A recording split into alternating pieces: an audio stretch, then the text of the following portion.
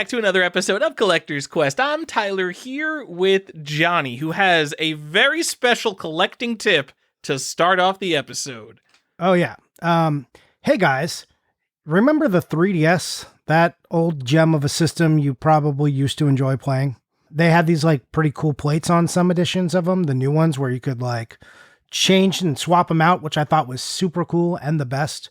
Some of those have gotten very collectible, but there's a lot of fakes now, so just be careful on those. What are they called?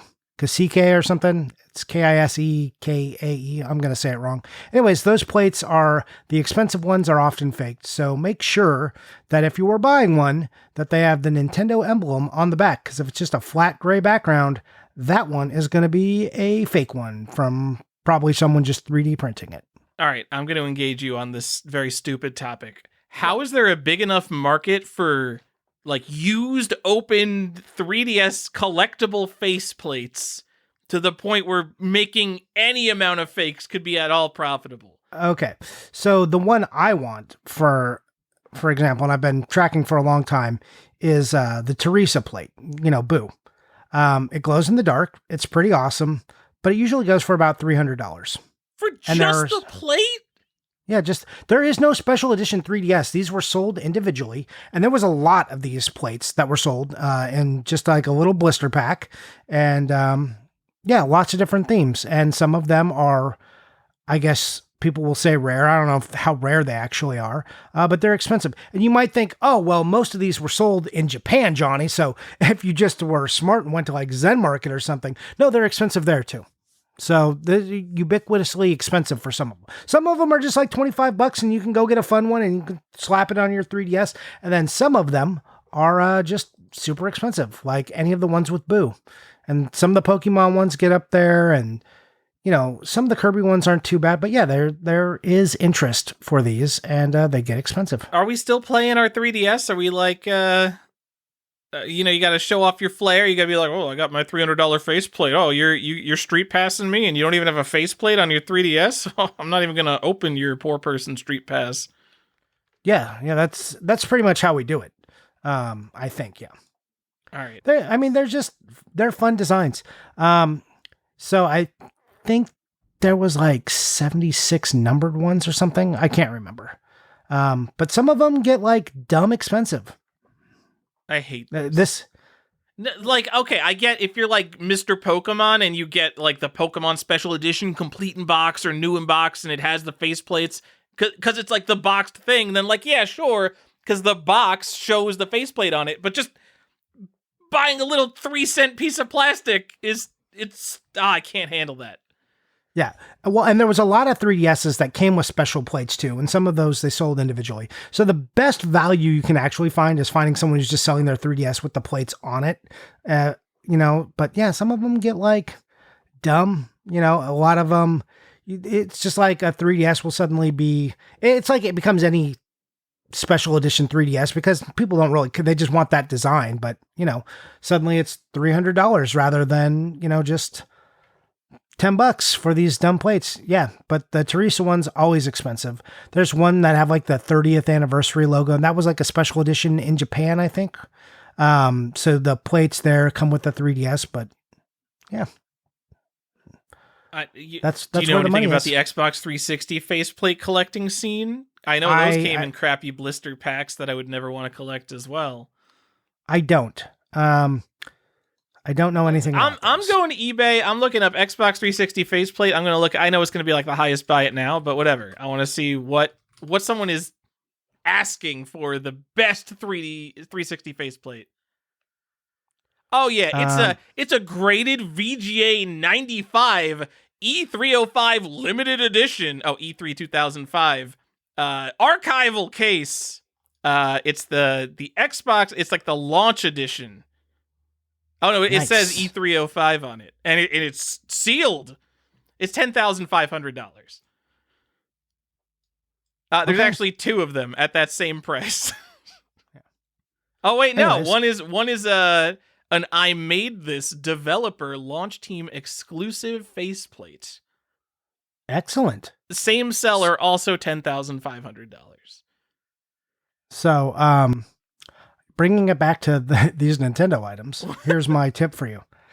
One, like, just try to buy them sealed if this is something you actually care about, so you know they're authentic. If they don't, make sure they have the Nintendo stamp on the back. And remember, some plates that even come in an individual blister were sold with the 3DSs, like some 3DSs themselves, and those usually wind up being the better value. But you can get lots of fun ones. There's like Splatoon ones, Zelda ones, lots of different Pokemon ones, Kirby. There's so much stuff. 3DS, Johnny? Who's playing their 3DS? We have Switches. No, you're just putting it on your shelf. You get yourself one of those nice covers, right? You're gonna one of those spend, nice stands. like, all right, maybe not hundreds for the crates one. You're gonna spend dozens of dollars to decorate an item that like doesn't even stand up on your shelf, that you just kind of like slide in between stuff. What is your 3DS on display? Your loose 3DS is on display? You're going to spend thousands of dollars or hundreds of dollars to buy a thing that you're just going to slide onto a shelf and never look at again? Well, no, because my boxes, they're facing outward. Also, I appreciate those as objects. They're not just decorative like you're saying to make this faceplate. Like, oh, decorate your 3DS. Don't have it just sitting on the shelf. Have it sitting pretty on a shelf. And slapping a piece of plastic over like the actual finish of it doesn't make it feel fancy. No. That makes it this feel is like... This is not over the actual finish. These plates actually, they're integrated into this comes off, so this isn't stupid. Yeah. Okay. No. These are better. These are like, they just basically made it so you could take the cover off of the 3DS, like what they were already doing for all the special editions. They're just like, oh, we could just sell a bunch of these. And that's what they did. And they're pretty cool. That, like, I'm not advising anyone do this, but if you're like the biggest, like, I don't know, Squirtle fan or something, they've got a Squirtle one, go buy that. If you love Zelda and like you've got it sitting there and you don't have the special edition Zelda one, go get this. It'll look cool. They're fun. A big Luigi fan. There's a Luigi one. They've got a Mario. Go on AliExpress and get a fake one for $3. That's probably the place here. Yes, if you want to buy fakes, that's a thing you could do. So, and that I bring this up because I was like, finally, I'm like, someone's got one of these ones for $50. And I was like, finally, my time to get this Teresa plate is here. And I messaged them and I'm like, hey, I just want to make sure before I do any of this that it's got the stamp on the back. And the guy was like, yeah, it's great. It's stamped on the back. And he was like kind of hostile about it. And then I'm like, okay, cool. And then he sent me a message a week later. He's like, yeah, after looking at it, it doesn't actually have the stamp on the back. And now I'm worried that it's a counterfeit. I'm like, oh, you mean you knew it was a counterfeit the whole time? And then you got called out and you didn't want to ship it to me, because then I would be like, this is 100% a fake. And then, ding you on eBay for it. So then I just got a refund, so. So you're the one buying these things. No, I didn't. I was just going to buy that. You were ready. You thought $50 wasn't. You weren't just ready to spend $50. You thought it was a deal. Mm-hmm. I would spend $100. I would spend $100 for the Boo one. For Halloween. It's all just comes back to Halloween. How do I Halloweenify everything? I just want to say, Nintendo's next console, they could do this stupid bullshit again, but I want the fold-in form factor back. They had it perfect for like 3 systems in a row, if we're counting like DS Lite or DSi. And then they went back to the slab. I don't know, slab's not portable. I feel too weird taking a slab, and I gotta pack it too well when I'm like, I'm not just gonna like throw that in my backpack. 3DS was pretty sweet. Just have a case. It's all fine. But I would so they did with the PlayStation 5. They we're selling the special edition Spider-Man PS5. But you can also buy the cover plates, and those were very popular. I missed those. I was upset about that. I wanted one of those Spider-Man plates. Didn't happen. It's fine. But I would love it if they went back on the Switch like this and just started selling like back plates and stuff, or like plates to your docking station. I love these things. I love a theme. You know that. I love a theme. It's a piece of hardware. We don't need to accessorize it. I like an accessory. I'm this entire conversation, I've been scrolling through Xbox 360 faceplates, and they don't end. There are so many Xbox 360 faceplates, and I have to imagine some of them are like limited edition, 1 of 10, like Taco Bell contest ones. This would be just like a nightmare category to collect. Cannot imagine. Go look at the 3DS ones are cool. I don't understand. There's Animal Crossing ones. What? Come on. when I think about it, like, so I mean, 3DS is a modern console. I still have my original box. I have all my original boxes since like the Wii. So like I have a red 3DS XL, and then I have the box, and I want it to match the box. I don't want it to be like, oh, I've tampered with this and customized it. Now it's my cool. You just put that plate and put it back in the box. Who cares? These things are thin. You're gonna have room. You don't want a Tom Nook. Is that what you're telling me? No, I'm never gonna play my 3DS again. What about for the Switch? Play? Maybe one day I'll play like Super Mario 3D Land again. I guess Link Between Worlds. Like, all right, there's like 3 games I would play on my 3DS but it's gonna be like 20 years from now when I get like really starry eyed and thinking about, remember that 3DS? That was a pretty cool console. There were some games on that. Okay. Anyways, I like them. I think they're cool. I don't think they are hundreds of dollars cool, but I like them. There was a point at which I thought these were so cool that I started making a list of them because, of course, and then I was like, should I buy all of these? And then I didn't. So thankfully that happened. Johnny, what's Plate and Watch? What? I don't know what that what's is. Plate? I might be back on board. You don't know about the Game & Watch Plate? No. I don't know if this is real or official. This is a 3DS faceplate, and on the back, literally embedded in the plastic, is a Game & Watch. So the back of your 3DS just becomes an entire freaking Game & Watch. That's awesome. It's awesome. I can't tell if it's like official or it's just like some bootleg thing. It is just some bootleg thing. It is called Retro Plate and Watch. So that's definitely not Nintendo who made this. It's just like an LCD clock. I love it. I'm in. Okay. Yeah. Anyways, lots of fun things you can do. Don't be sad. All right. I'm gonna spend $10,000 on these rarest Xbox 360 faceplates though. Don't do that. No one. They're VGA 95. That's a good grade, Johnny. I just tell you, there's a guy who's got a lot of these things. He's missing like 10, and he's missing the Teresa one, but he wants $4,000. It's like, bro, you're trying to get this whole set out there, and then you're missing like some of the best ones. Get out of here. Get out of here. Someone Johnny, when you have made that mistake. When you have those faceplates on, do you maybe like sit in some hallways around some crowded people and try to get some street passing in? I do think it's a mistake to do that. I think if you were going to be at a convention, Tyler, you know what? It sounds like this is a mistake you've made. I have some advice for you on that. Do you want to talk about what you should do if you're going to a convention? Wow, that's a great episode idea because we're about to go to the Midwest Gaming Classic, Johnny. Oh, interesting. So we've been to a few of these. I've been to more than you, I think, but maybe not. You've been to some more localish ones. So we have some things to say, some general tips, and just call it a basic primer if you're going to go to a goddamn convention. I didn't know. I didn't need to GD that. I don't know why I did that. I don't know, Jay. I don't know. I just want to say MagFest is the convention I used to go to every year. I went for like 10 years. Yeah, I did a lot of street passing, Johnny, because that convention is 4 days, but it's not only 4 days. It is 4 like 24-hour days. You don't sleep at MagFest.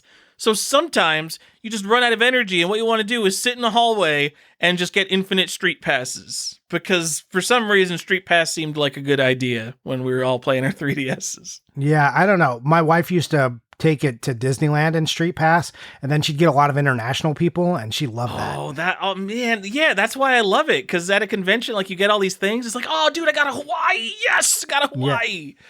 Yeah. She was like, ooh, got someone from Asia. She'd get real excited. So anyways, I'm sorry. I'm laughing because I'm looking at the way you spelled Cleveland. You spelled it like to Cleveland. To Is that not how you spell Cleveland? All right, I don't. No one thinks about Cleveland. All right. No, there's no A. So. All right. Yeah. No, you spelled it as in to cleave, and I love that. I wish that's how it was spelled. You got it right. Anyways, we have some tips and stuff. We're gonna walk through maybe some things to do before you go, some things to do on your way, and then while you're there, and how to make that a better experience, especially if this is your first one. And if it's not your first one, maybe you've already figured this out. And if you haven't, then these will also be good for you. Yeah? Sound good? All right. Let's not belabor the episode any longer. Let's get to it. general tips. Tyler, a couple of things to figure out. I mean, this is real basic, so we don't need to spend a lot of time. But before you go, one, you should figure out which conventions you're going to. And when you have that locked good in... plan. Wow, we're really starting with the basics. Figure out the convention you're going to. All right. Well, people are like, oh, I want to go. I mean, and people ask, look, I know you've been asked, should I go to Portland or should I go to Midwestern Gaming Classic? Is MagFest worth it? Like, people ask this, right? They're trying to figure out if it's worth it for them to go. So figure out which one you're going to go to. And then to help yourself do this, like, just check their webpage, because all of these offer like same-ish experiences, but some are more heavily focused on YouTube personalities. Some of them are more focused on like industry people. Some are more focused on anime and music. They all have kind of a different vibe, even if they're doing a lot of the same. So just dial in the one that's best for you or closest or whatever. But the way to know that is just by checking their webpage and then figure out how you're getting there. I know that seems like relatively easy, but some people wait too long and then they get bad prices on plane tickets. So figure out, or if you're driving, figure out how you're going, who you're going with, find out where you're staying. And this is the most important one. Usually they have a link in their website to tell you like what places are there, because you're going to want to find out if you're going to be at the hotel or if you're going to be at an Airbnb locally or the hotel attached to the convention. So these are all different experiences. We'll talk a little bit through those and estimate your costs. So like figure out how much it's going to cost to stay at the hotel you're staying at, how much your plane ticket is and how much your tickets are, and then like what your food budget is, and then like what you think you want to spend each day. That way you have a budget and you can like kind of have an idea of what this is going to cost you, and do it early. Don't like, you can go spur of the moment. You could plan your trip to see us at the Midwestern Gaming Classic tonight after listening to this episode, but it's going to be easier for you if you, I don't know, at least a couple months in advance, 2 months and 3 months in advance, make your life easier. And then you can like hook up with friends and, you know, get all that situated. Anything to add to that? No. And then you could have Johnny tell you the best days to buy plane tickets are on Tuesdays. Sometimes Tuesdays and Wednesdays, like Fridays are usually bad. Also, when you're searching for a plane ticket, go to incognito mode, because if you search too many times, like that starts to track you, and then sometimes they'll bump up your ticket price. I want to see the empirical data that proves all of this. Okay. Get on a VPN and show me which countries have the best deals. Okay. And that is not all just the same. I mean, the burden of proof can also be on you. Prove that I'm wrong. You're the one who throws out you're the one who's like, Tyler, you got to buy your tickets on Tuesday. It's just like, no, it just seems like the ticket prices just change all the time. And that seems like something people have just been saying for 30 years. No, here's what you really do. Go to Google Flights and fucking track the flight and look at the price graph history so you know what you're fucking doing. Johnny, when I go to Google Flights, I'm not tracking the flights. Google is tracking me. Yeah. So this is why I told Tyler to check on Tuesday, because he's a maniac. So I'm like, yeah, usually Tuesday and Wednesdays, I see the prices. I get my notifications. They're better than like on Saturday and Friday. So I tell you, Tyler, to look on Tuesday because you're a weirdo and you're like, oh, Google's going to track. But I know you went to Google Flights anyway. So what are you even talking about? I'm just being Tyler. All right, move on. No, we don't need to tell people how to get an airplane. Okay. Anyways, here is something to figure out. And Tyler, you can talk a little bit about this. Airbnb versus a hotel. What do you like about either of those? I don't like anything about Airbnbs, but we've stayed in a lot of Airbnbs. Yeah. Like Airbnb used to be this cool thing, and now Airbnbs are just like gross, like slumlords. And like, I guess like we've stayed at one multiple times that we knew was all right. That was just like literally some lady's basement apartment. But yeah. I mean, I've heard the bloom is off the rose. I've heard like the hotel executives talk about like, oh yeah, we don't really see Airbnb as competition, because at the end of the day, what are we doing? We're buying real estate and we're selling rooms at certain prices. So if you just have like some guy trying that and you're going up against Hilton, bring it on. And like at first it maybe seems scary for hotels, and then it's like, oh yeah, no, I'd rather stay at a fucking hotel than deal with all the Airbnb bullshit of like having to interact with like one person, and then when something fucks up I have to track down that one person. Fuck Airbnb, Johnny. We're never staying at another Airbnb.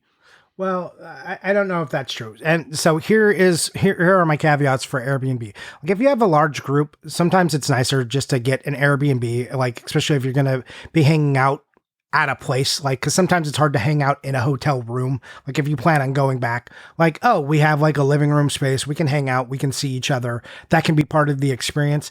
I like that.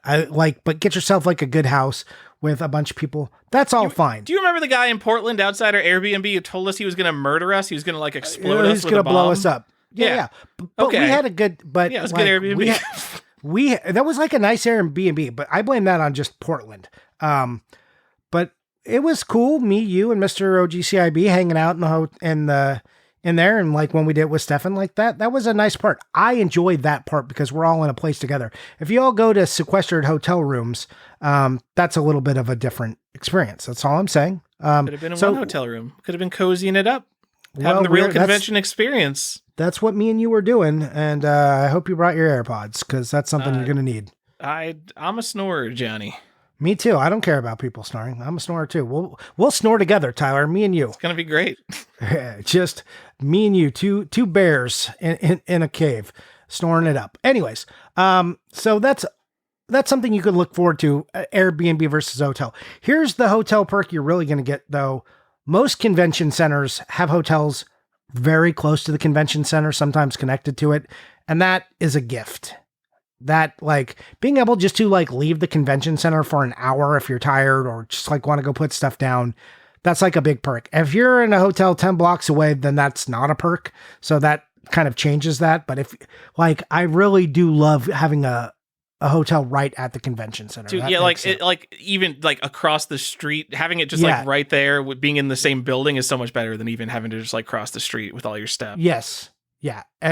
When you're like right connected to it, like you said, even compared to across the street, it is just, it's a much better experience. It's worth a little bit more money. Yeah. And so you can't do that at Portland because they don't have a hotel.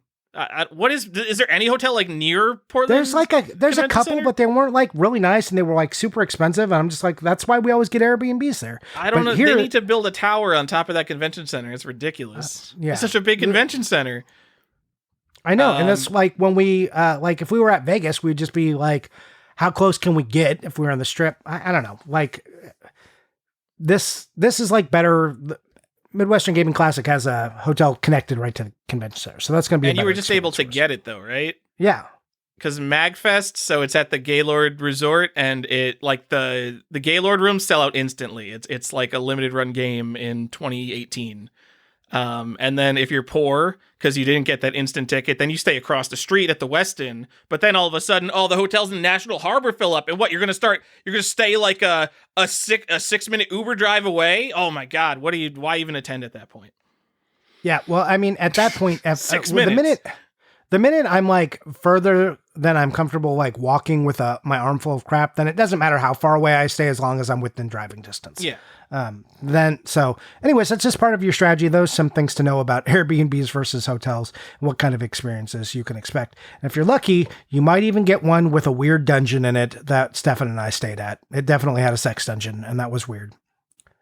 It was real weird. There was a room down in the basement with like, the one-way mirror or the two-way mirror, like you can see out from the back, and like a mattress on the ground. Like that. I love like that. You didn't find like any explicit weird sex stuff, right? No. That just makes it even better. It's ground. just like, what happened here? Like, because if you found like explicit weird sex stuff, like it's like, okay, I know what happened here. But the fact that like you only have the bones of what it was, it's like, oh my God, what happened here? I want to know.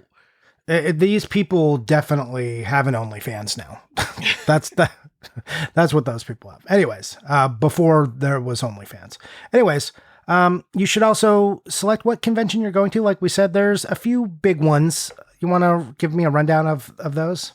All right. If I'm talking like the big ones, when I think of it, I couldn't find like easy attendance numbers. I know these conventions put them out, but I'm thinking of MagFest, which is in Maryland, Too Many Games, which is in Pennsylvania, Portland Retro Gaming Expo, which is in Oregon, Midwest Gaming Classic, which is in Milwaukee, and I already said Too Many Games. So then it's like, Long Island Retro Gaming Expo is big, SoCal Retro Gaming Expo is big, Cleveland Gaming Classic is apparently kind of big, Classic Game Fest Texas is apparently kind of big. I don't hear as many people talking about those last couple, but I looked at videos and they seem like they're 3-day events and they're in like pretty big convention centers. Yeah. And then PAX is like not at all what you're looking for. Like PAX has like some arcade and classic game stuff. If you don't care about like the games that are coming out in the next 4 months, like don't even bother going to PAX. I realize like it's huge. It's a big fun gaming frenzy where the only objective of the show is to get pins because it has been San Diego Comic-Conified where you just want to stand in lines to get the free stuff. Yeah, PAX is a marketing event at this point. It always has been, but I don't know. I don't like PAX. You're putting the game on Expo. That's another smaller one. That's Johnny, in Phoenix. If this is like on your doorstep, if you're like in the city that one of like the medium-sized ones is happening, like yeah, go. If I'm planning a trip, like if I'm staying overnight somewhere, like I'm just going to one of the gigantic ones. I'm going to Portland. I'm going to MagFest. I'm going to Midwest Gaming Classic, which I haven't been to yet, but I have to imagine Midwest Gaming Classic is in the same realm as Portland. It has like over 20,000 people. We will know soon. Yeah. So all of the like the mid-size, like when you have, there's like, I live near Raleigh and there's like these gaming conventions in Raleigh. It's called like Galaxy Con or something. And I lived in Troy, New York, and they had, Generic Con, I think it was called. Every time I went to like a local gaming expo, after you've been to like the big one and you go to like these local ones, you're like, whoa, this sucks. Like the people who are having the most fun are the people like who are cosplaying and just like getting attention from everyone because they're like kind of the only thing going on because there's like way less stuff to do at these local conventions. And I don't want like someone who's putting on one of these local conventions that gets like 2,000 attendees to listen to this and be like, oh man, Tyler's putting down the little guy. We're just trying to put on the best convention we can. But Johnny, if I'm taking like an entire weekend out of my life, it's going to be to go to the Portland Retro Gaming Expo, not the generic local gaming expo.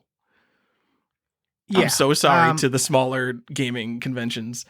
Yeah, we have one here in like that actually came to Simi Valley called Megabit, and like Stefan was displaying there and stuff, and like that was fine, but that was like very small. The one thing I will say is going for those when it's just like a dedicated game one and it's small, like man, you can scoop it. Like if you're just looking for deals, like that last day of that convention is like.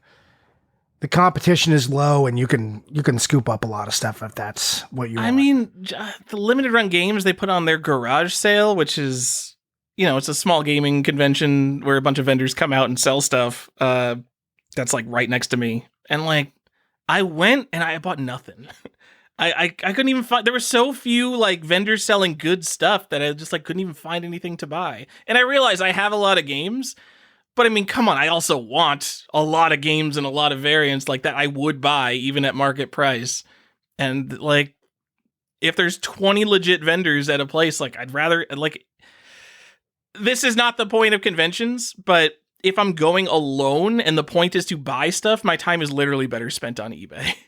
Like, if you're just going to buy stuff, that's maybe not the reason you should go to a gaming convention because you're not going to get the amazing deals you're probably thinking of.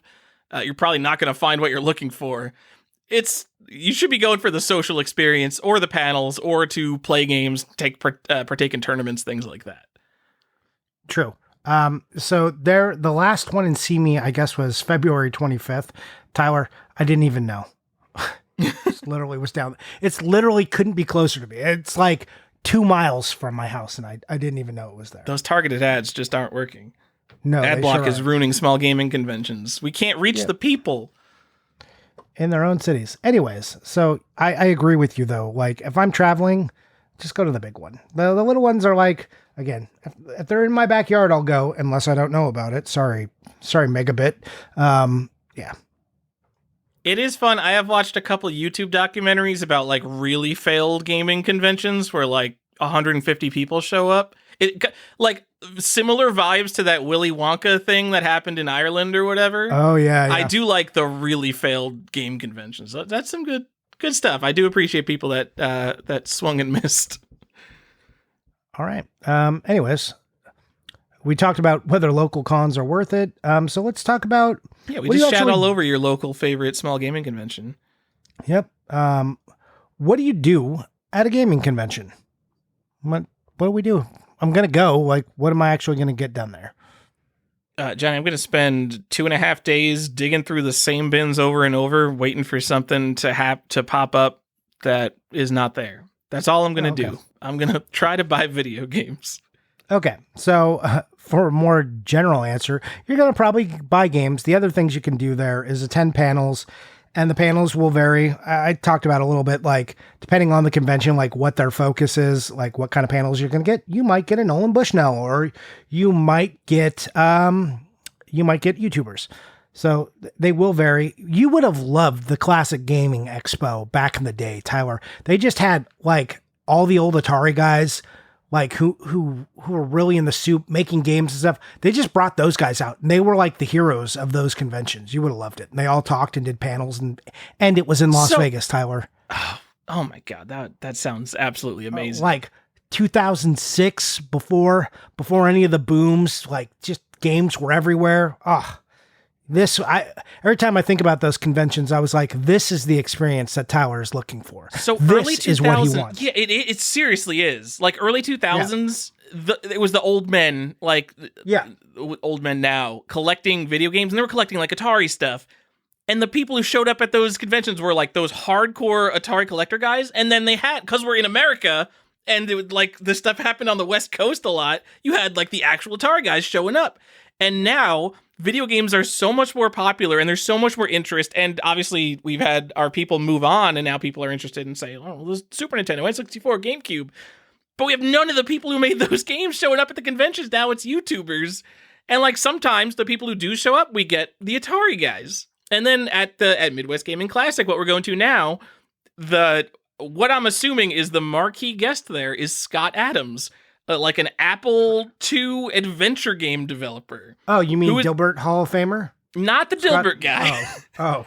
The adventure game history guy, which Pretty is cool. amazing. But also I think, like, I mean, it is Midwest Gaming Classic. I'm not going to say, like, do these people care? But why don't we have Richard Garriott coming out, Johnny?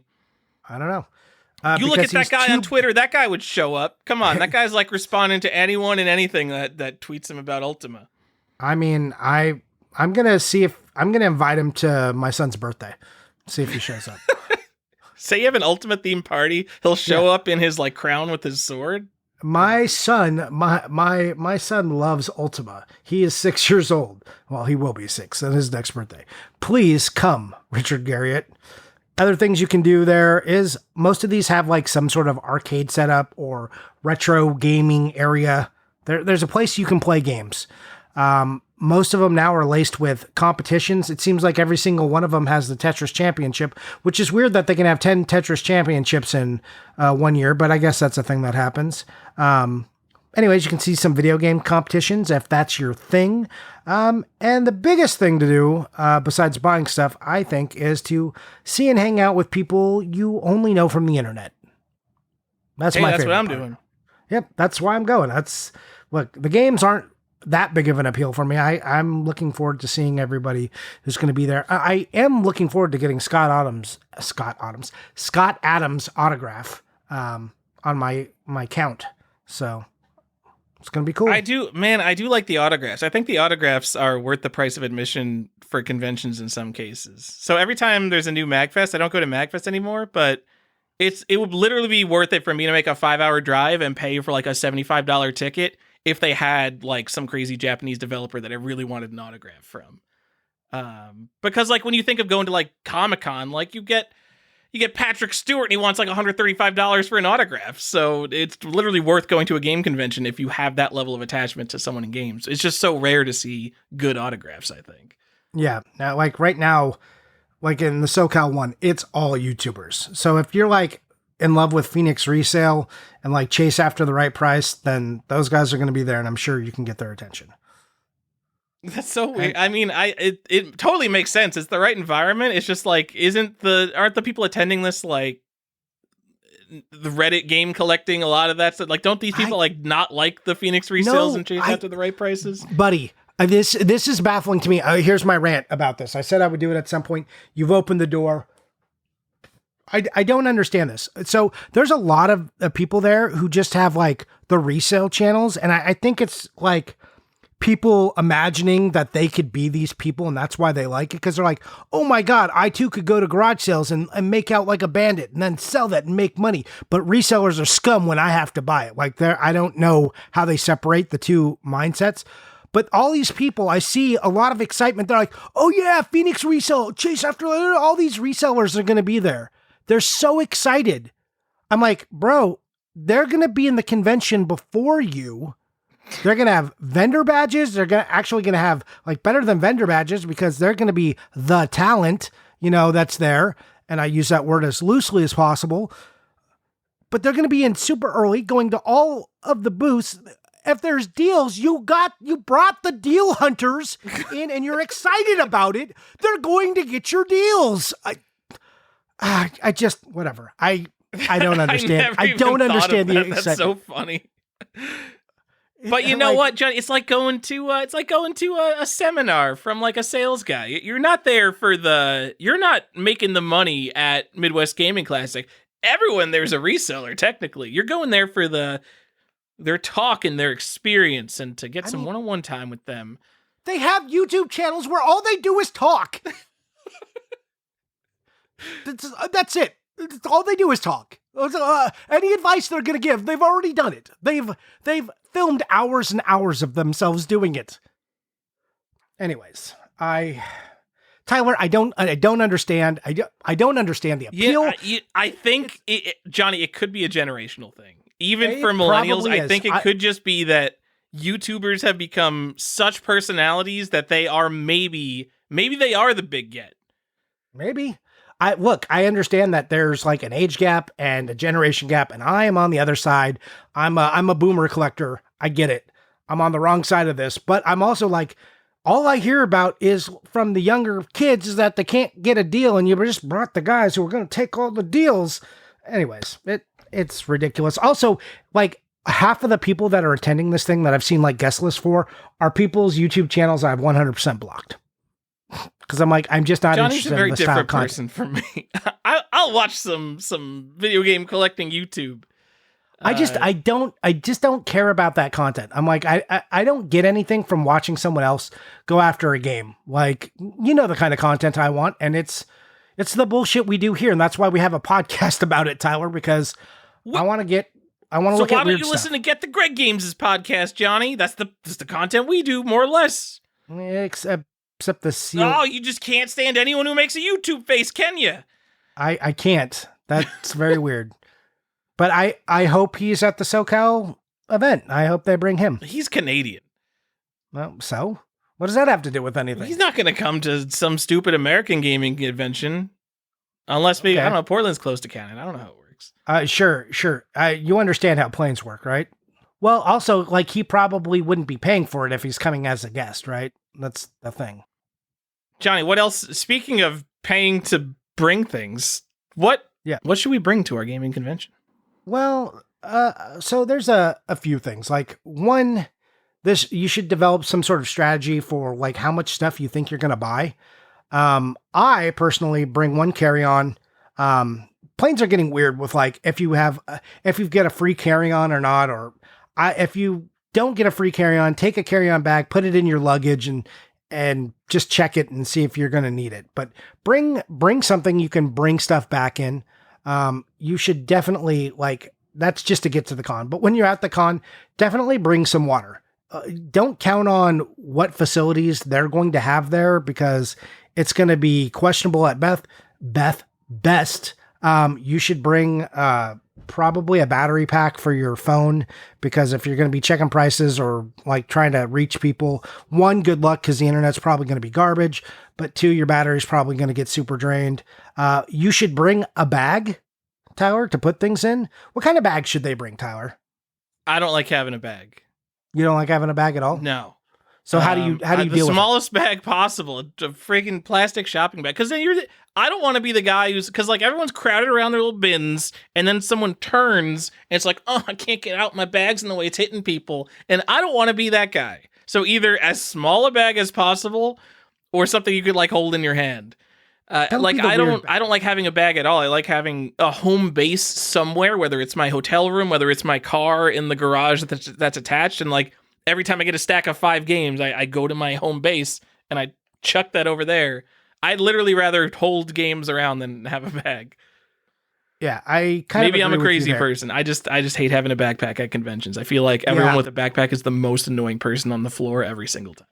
They really are, especially weird backpack guy that's got the backpack like 4 times his width, who's just like smashing into everyone. And he knows, and he just doesn't give a shit. He knows what he's like, doing. oh, it's a convention. Everyone's crowded together. This is just what happens, right? Yeah, no, he's like, I can get people out of my way. It's like a dumb, weird strategy. Don't be this asshole. That guy also has super long fingernails every single fucking time. Don't be this guy. I got a thing about people with long fingernails. Just cut your fingernails, please. Also, like when you're around a bunch of people and you're all reaching for things, I don't want to get jabbed with your nails.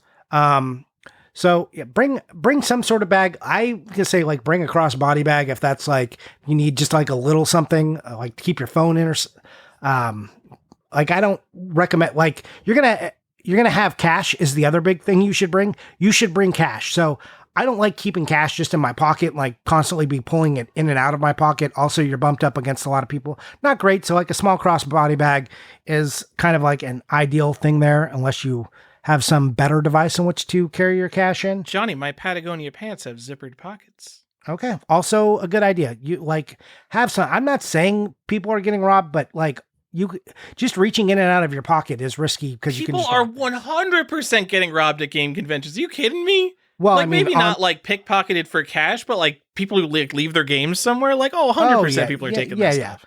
And also those prices might take advantage of you because you're there with money. But the convention tax, everything's Yeah. more on eBay.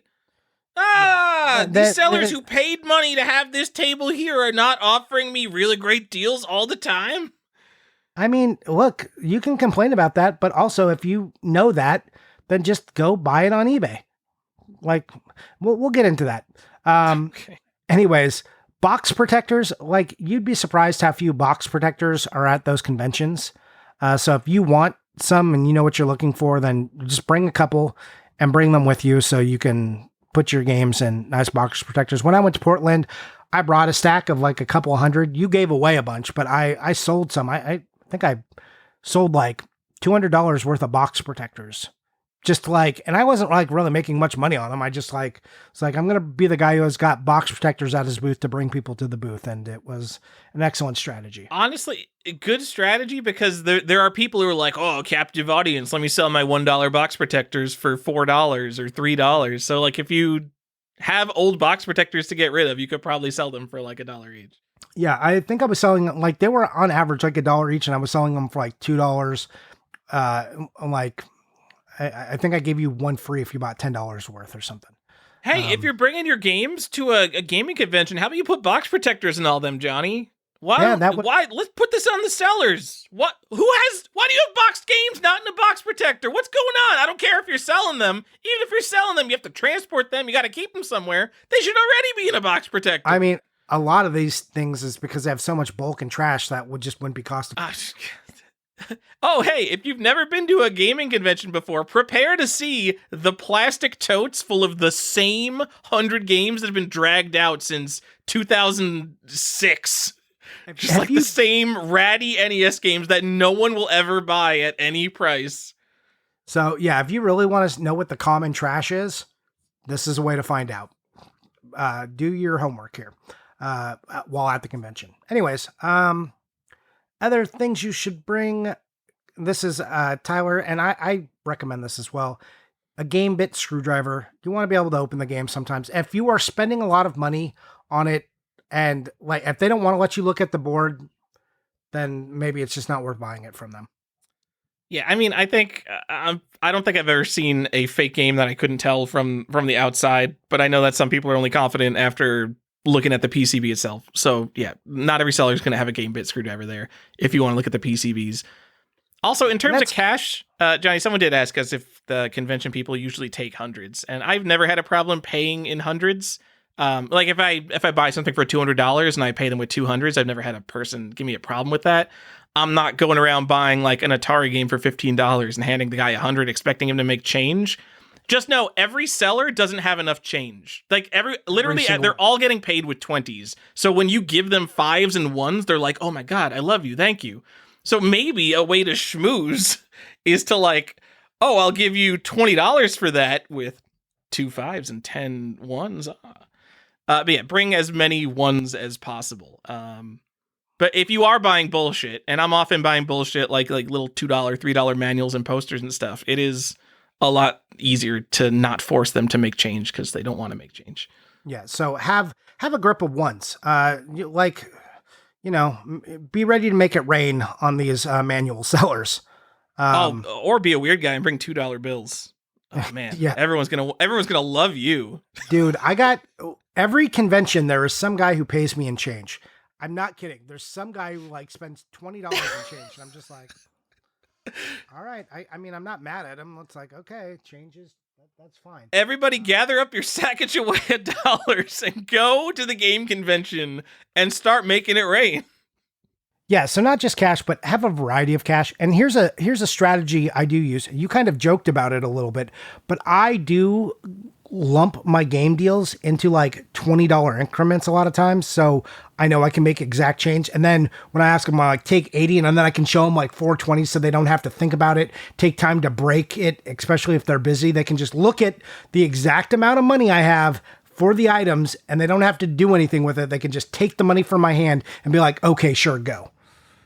Make it easy. People say that works. So Johnny, I do not like negotiating. Let's talk about negotiating for a second. That is like the one strategy I will use. Like if I see something for 25 and I'm actually willing to offer 20, hold the cash out to them so they can just take it and be like, God damn it. All right. Yeah. Yeah. Well, I mean, it makes a difference. Like if you're busy and you don't have to stop, that's the other thing. Like if you're trying to negotiate a deal and there's got like 20 guys, like if you can't make it easy for them, they're probably too busy. So like strategize just a little bit. Like, hey, take 25 for these. I've got a 20 and a 5 right here. Like, or let them know I've got exact change. Like you can shout that at people. That being on the other side, that is useful. I'm more prone to give you a deal if you can make my life easy in some way. Is this coming out? Is this episode coming out this weekend? Oh man, if I'm a really fast editor. I want someone to do this because I know people want 1s. Someone bring like 1,000 1s. Just bring like reams, like whatever those bands of dollars are called.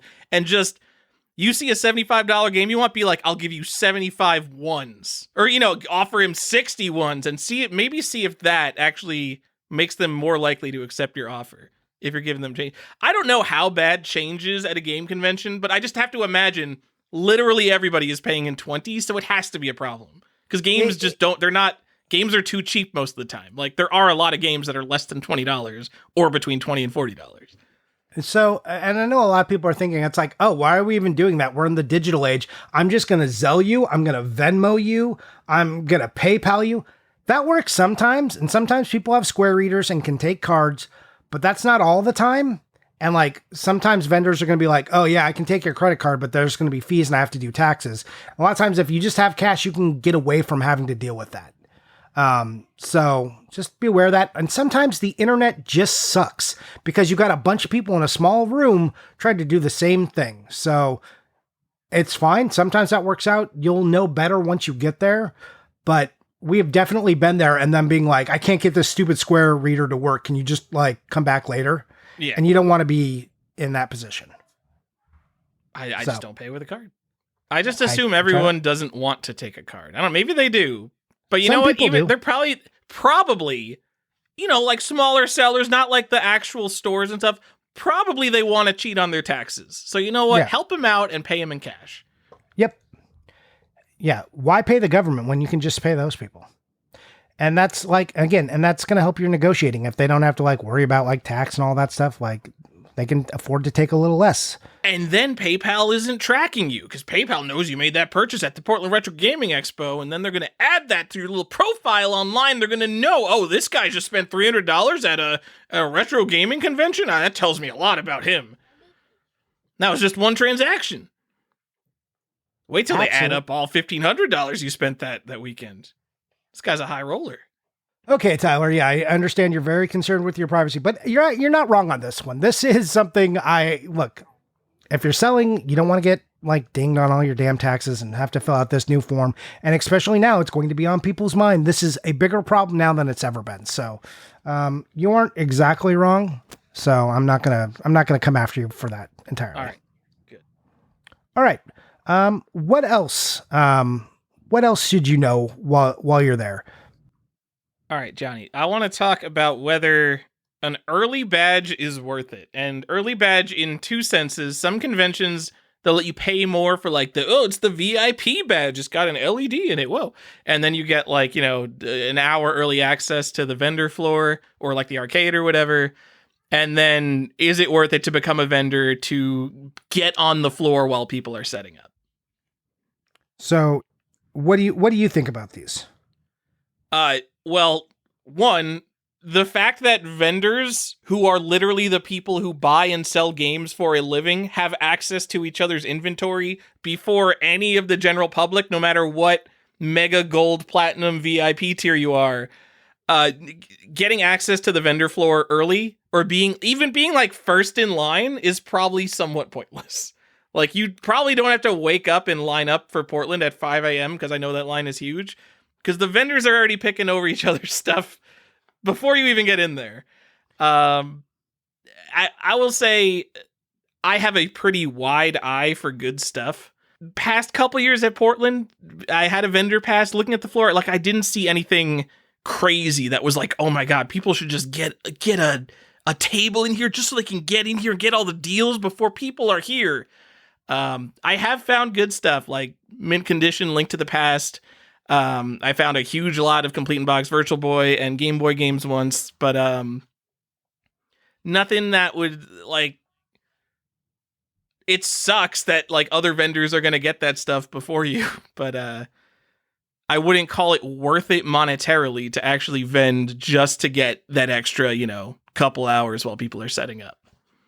Yeah, not necessarily to vend, but the early badge. A lot of times I find that worth it just to the general line is sometimes so gigantic. Like if you you just have to think about like what amount of time you're spending there. So like when you want to be in there, and yes, the earlier you are in there, the faster you can go, So I like to be out in front of the crowds, but also I like to have a vendor badge so I can like walk around. Also, I hate crowds. So like conventions are kind of like, something I do, but also something I loathe just because I hate being smashed up against people. But yeah, getting out in front. Also, one of my strategies is like, yes, all the bigger booths are going to be like right in front for the people who paid the most, but I don't find those are the booths that have the best deals. So a thing I like to do, if you're going to be like early in line and you got the early person badge, go to those back tables, like go to the back and then work your way forward. Because most of the people are going to cluster up in the front. Get to the back to the smaller sellers who are just there. They're not like big game stores. They're just like a guy who's like, I guess I could go get a table at this thing. These are the guys who don't want to come home with stuff for real.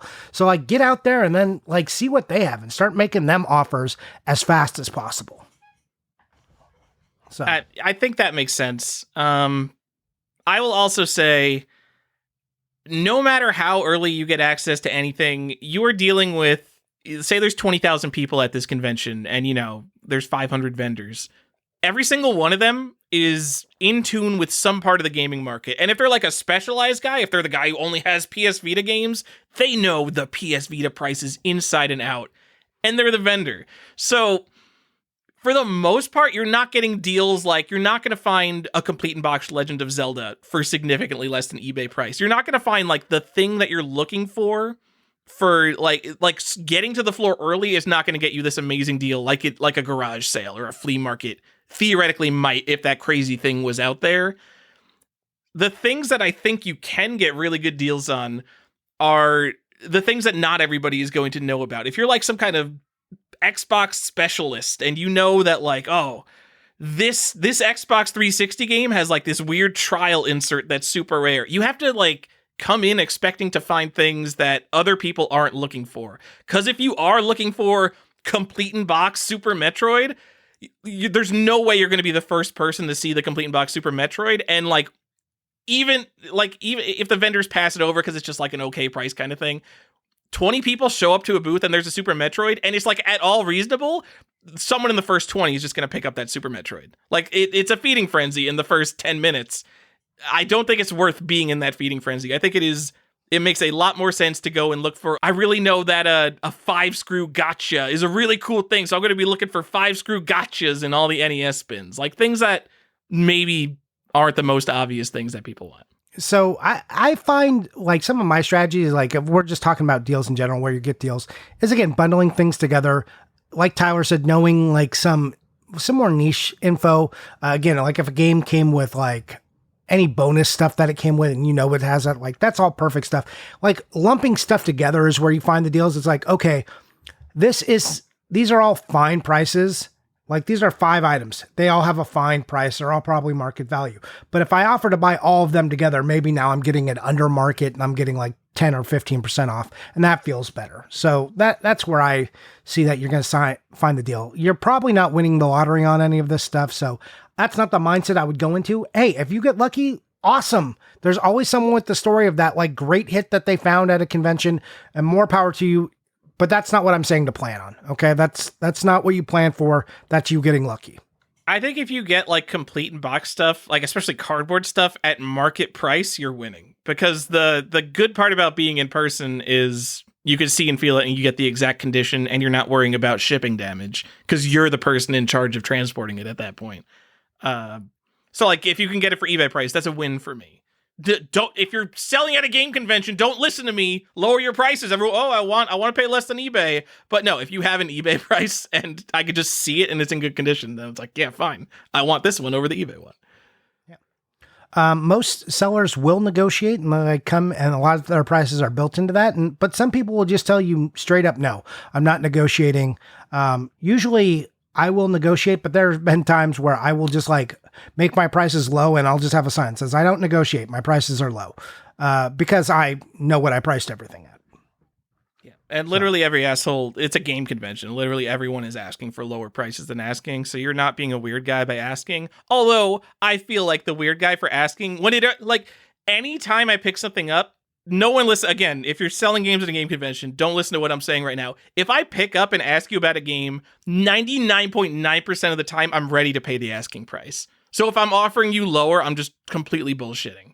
It's like in Shark Tank when they just throw out like would you take it for 2% of my company? And they're just like, no, we're not going to take your piece of shit deal. Just take the price I offer. And then they're like, oh, okay, I'll take it.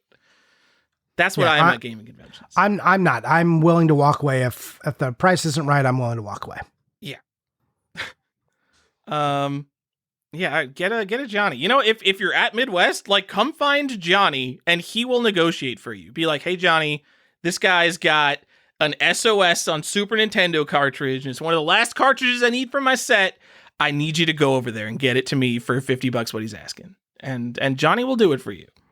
I'll try my best. I'm not always Johnny successful. Johnny got me a complete in box Chrono Trigger with a registration card for, I don't even remember what it was. It was like $300 or $500. Just a couple years. It was like ridiculous. It was already too cheap, and it had the registration card, and you got it for me somehow cheaper. Yeah, I don't know. I just, I'm not afraid to ask. So while you're there, here's a thing to also know. And you're going to have to eat. So usually convention food is not great. Sometimes there's eateries around. I like to do a basic search before I even get there, just to know where can I eat if I want to eat. Yeah, there's going to be convention stuff, but also if you're meeting friends and stuff there, you might want to be like, where can I go have dinner? But during the thick of the convention, if you just need to dip for a quick second, you want to know where a fast food place is, how close is it, or are you going to be stuck with just that fast food? Does that mean if you are someone who needs a snack in the middle of the day, do you need to bring something? So you should have along with your water prepared. If you have a home base, like a car or at your hotel, go have some food there. I would recommend not having to eat the hotel food or not having to eat the convention food. If you can go somewhere and put some food back in your hotel room, just go back to your room real quick, eat, take a break, get some space from all of the bodies that are there, recharge your batteries in the middle of the day, and then go back and do it. If I'm taking a break, there's people getting deals when I could be getting those deals. Tyler, you aren't getting those deals. It's fine. This is after your first sweep. You're done with your first sweep. You need to eat. The second sweep? What about all the stuff that I missed? You will have another day to do it. That's the other thing. Don't lament over the things you missed. Like, just go out there, do your best, and, get a couple good deals. And if you don't, then, remember, you're there to have fun, because this isn't the greatest value proposition in the world. And that's the other point I really want to drive home to people. I hope you're going and seeing friends. I hope you're going for the experience, because if you are following our advice and saying like, okay, I guess a lot of the stuff we're buying at market price, you're going to get some cool stuff, but you're not going to be like, I'm blown away with all of the deals. Like when you start to factor, well, my hotel room and then the plane ticket, you're just like, were those really deals? It's not going to be worth it monetarily. So you better be there for the fun and not as like a business transaction. Yeah. Like, unless you were also selling and you have some other things going on, like, I'm just telling you, you're like, okay, I paid $400 for a plane ticket and $400 for my room. And then I got that $200 game for $180. I did it. Like, no, you didn't.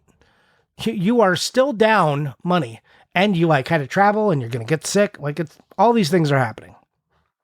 So just be prepared to take a break, go eat in your room, go have some food prepared, have a snack with you. Know where you can get your food, know where you can get a drink. And like, because what you don't want to do is spend you don't want to be out there fighting for deals on the convention floor and then go pay $9 for a bottle of water.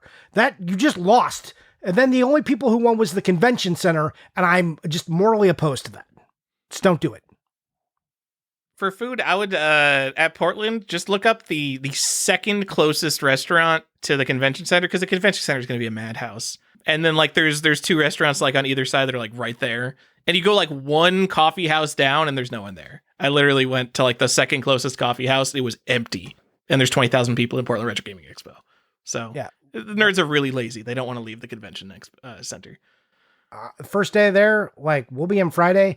I'm going to make peanut butter and jelly sandwiches, go stick them in my room, and then like just walk back and go eat a peanut butter and jelly sandwich. Johnny, I'm on vacation. I don't want to eat homemade peanut butter and jelly sandwiches with Walgreens ingredients. Well, I don't care. It's just my lunch. For dinner, we're going to go out and we're going to have like dinner. We're going to gather our friends and go eat a nice meal. I need to have something in the middle of the day because my blood sugar is going to crash and I'm going to be fucking worthless. So I got to just have a snack ready for myself. All right. Don't pay convention food prices. Also, it's awful.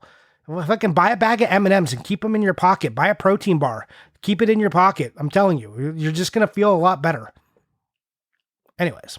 Johnny, you skipped this section, and I think it's because we disagree on whether it's necessary. I think you should know exactly what you want. First of all, you're not going to find what you want, but everything that you really do want, like say you're hunting the last 200 complete in box NES games you need for the set. A thing that totally everyone does, because everyone these days has 500 complete in box NES games. That's a totally normal thing to have. You better know like the condition and price that you're willing to pay for those 200. I think if you're the guy who's like looking at your phone and like looking at the eBay price and then offering something to someone, then it looks like, okay, this guy is clearly asking me for less than whatever he sees on price charting or eBay. Yeah, I don't think that's necessarily such a big deal. Like, one, looking at your phone, because so many people just have their lists on phones now. I don't think that's as obvious, but also you should know it because like you're probably like convention internet's going to be garbage. So you shouldn't expect to be able to check eBay or price charting. At the very least, have a text document that has like a list of common prices of stuff you're looking for in case you don't have internet. Well, that's an excellent point too. Like, and if you do have a list of stuff that you have or you're looking for, make sure you've downloaded that list somewhere as a text file that you can read it, or you have pictures of that list that you can just scroll through. That's usually what I do, is just have like 3 pictures and then I'm like scrolling through that all day. But don't bet on the internet. It might be fine, but it might be terrible. Vendors have internet problems at conventions. No one on the general floor is going to have internet. I have been stressed out so many times. Maybe it's not as bad recently with like the advent of 5G, whatever 5G is, but I have been stressed out at conventions because like I can't get a signal no matter where I go because there's just too many phones around. Also, if you're with people, just have a meeting place and a time pre-set up, because like, okay, at 3:00, we're all going to meet in this area, because don't rely on being able to call people, because that shit doesn't work. Tyler and I have done that. So then instead of hunting games, you're trying to hunt the 2 people in a sea of 20,000 people that all look just like you. They're all like generally schlubby white nerds with like cargo pants and like bad haircuts. it's hard to discern. Johnny, which listen, schlubby during nerd is COVID, your I nerd. bought clippers and I cut my own hair and I've saved so much money and I'm spending that money at the Midwest Gaming Classic, okay? I understand that, but a lot of guys also did that. Like, I'm just saying, if you were looking for me, Tyler, you're like, I wonder where Johnny is.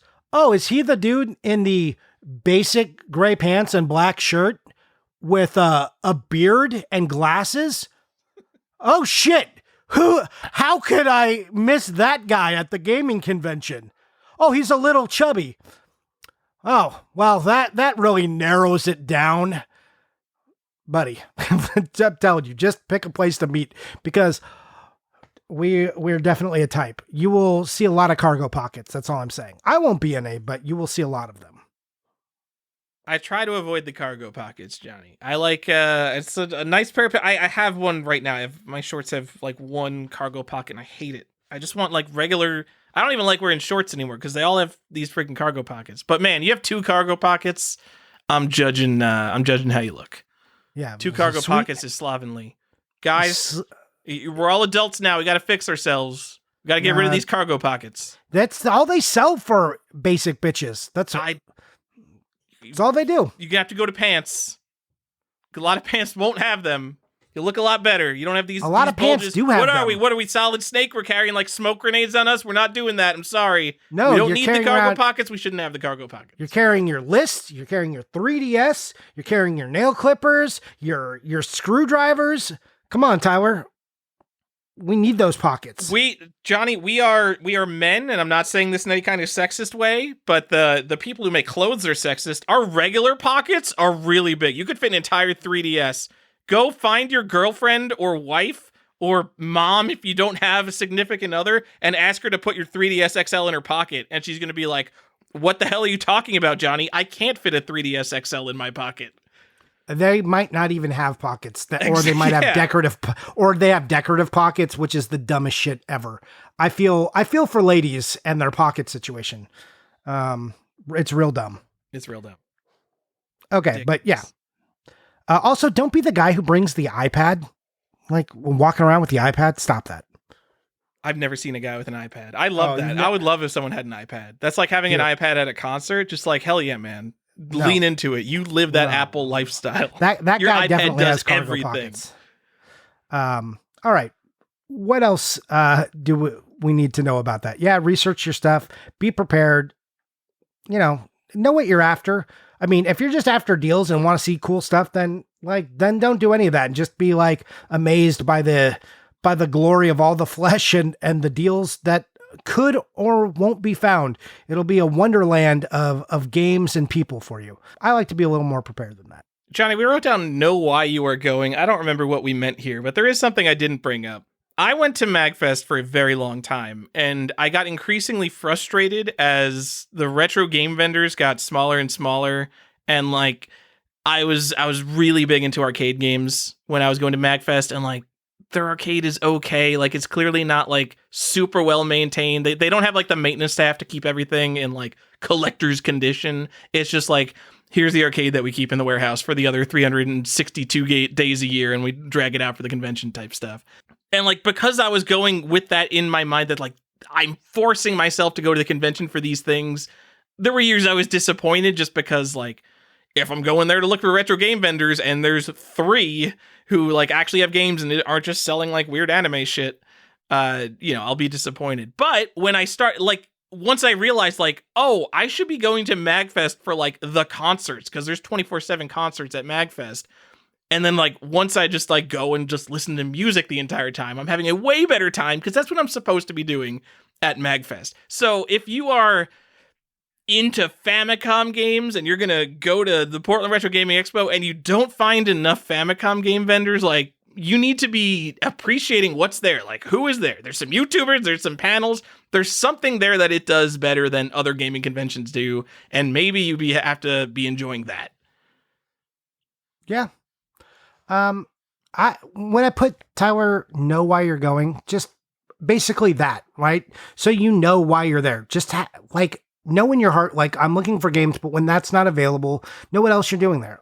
I know why I'm going to be at this expo, and that's because I'm I'm trying to see friends that I only know over the internet. I'm just trying to hang out with people and be there and have a good time. The deals aren't the important thing, but know what you're looking for, know why you're there, and then, know that you, again, just knowing about the deal. Like, if you're not there to have the fun, then you're not really getting a good deal. You should have just saved your time and your travel and spent it at home on eBay. Yeah. And browsing social media for your social interaction, which is actually distancing you from everyone in your life because it's not real social interaction. Yeah. So here's a couple of, yes, that's true.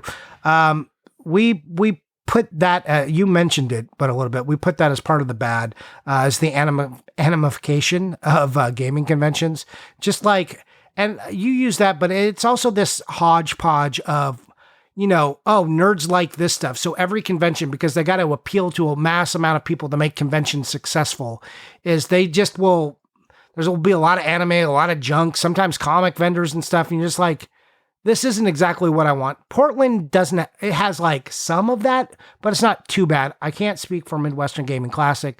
SoCal has like a little bit more of that because they're trying to get more people in. So just know that, if you wanted that like classic 2006, they are only video game guys here. That stuff isn't really happening anymore. Some conventions are more focused.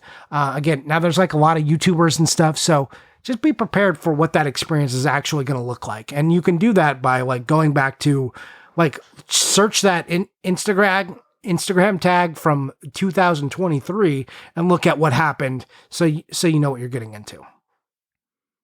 Yeah. And I mean, I don't need to harp on how I hate how everything is anime and cosplay. Cause I mean, some people just go to conventions for cosplay.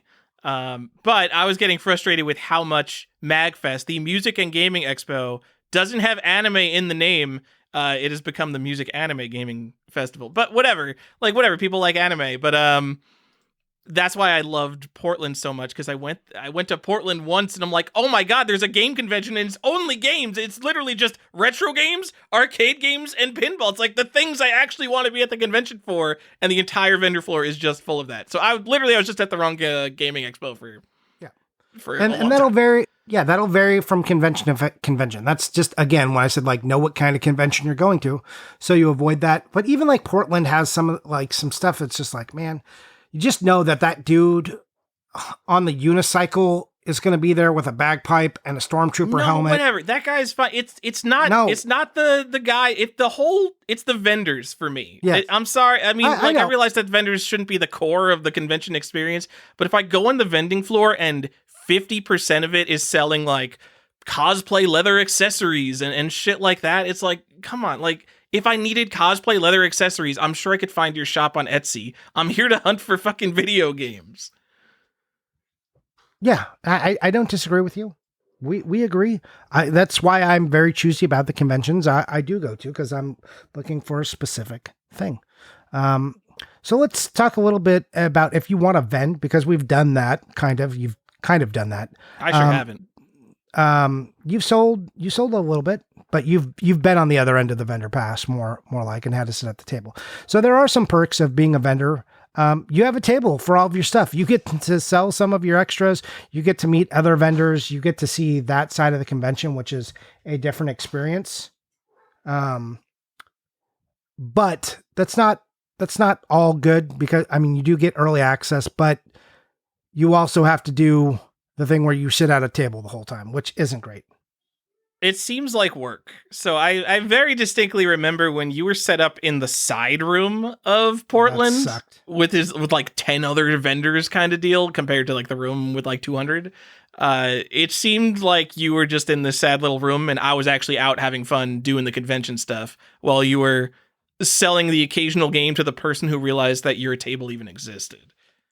Yeah, that one wasn't great. When the last one we're at, not last year, because I was at my sister's wedding, but the one before that one was great, because like we were in there and it was like busy, but there was enough of us. That's the other thing I learned. Like, don't just go, like, if you're going to go by yourself, you're stuck. Bring a friend, bring 2 friends, bring 3 friends, bring an army with you to sit in that booth, because that way you can get out, you guys can do shifts and you're not stuck there the whole time. And then when it's busy and if you need help, like, cool. You've got backup. But that one, like, we had enough space and we could go, and we had a table and a home base, and like that made that experience a lot better. Being stuck in that side room, just me, that sucked. That was awful. This is another point where I'm going to need all the vendors to just stop listening. No, this is the last time, I think. This having a vendor badge or having a vendor table, it's the same thing as having a pool or having a boat. You don't want to have the boat. You want to know the guy who has the boat. So I've got Johnny over here who's frequently willing to buy a table. We're not getting one at Midwest, I don't think. I think are we piggybacking it? What are we doing at Midwest? We're picking back with the Lost Joystick guys a little bit. I don't know if we're going to have any signage there. I didn't really talk to them or pay them. Okay. So either way, we have the friends with the boat, which is way better. I mean, like, Mike, Jay, I'll help you guys out if you guys need someone to man the table and you guys want to go out and have fun. 100%. But it is like a boat. It's an anchor. Like, you have to be that. You can't just leave your stuff. And like the conventions, I couldn't find it in the Portland rules for vendors, but like they don't want you to just like abandon your table. They don't want you to leave early because then it looks like, stick with the metaphor. Can't abandon ship. You can't abandon ship. Yeah, and I don't have the rules right in front of me, but I know they don't want you to like leave before, like just go for the first 2 days because that's when all your sales happen, and leave for the last day because they're selling fucking tickets, so they can't have people buy tickets to the last day, and half the vendors are just gone because they're like, it's not worth it for me to be the last day. Man, it was so good. We had a vendor like that was next to us, and they had too much stuff, and they like got moved to a different thing, and then they were like, "Hey guys, do you want double the booth size? Because we don't want an empty booth here. Can you just expand into this space?" And I was like, 2 more tables and I can spread out and like put our sign up extra big? Sure. That was great. Loved it. But being on the other end of that, imagine like dealing with a convention and like having to make sure that it looks as packed as possible to like make it seem like it was worth it to be there. And to deal with like all these like stupid flaky vendors and... No, running a convention seems like the worst. I'm pretty sure if you look on the internet and you ask if you should start a convention, the answer is universally no.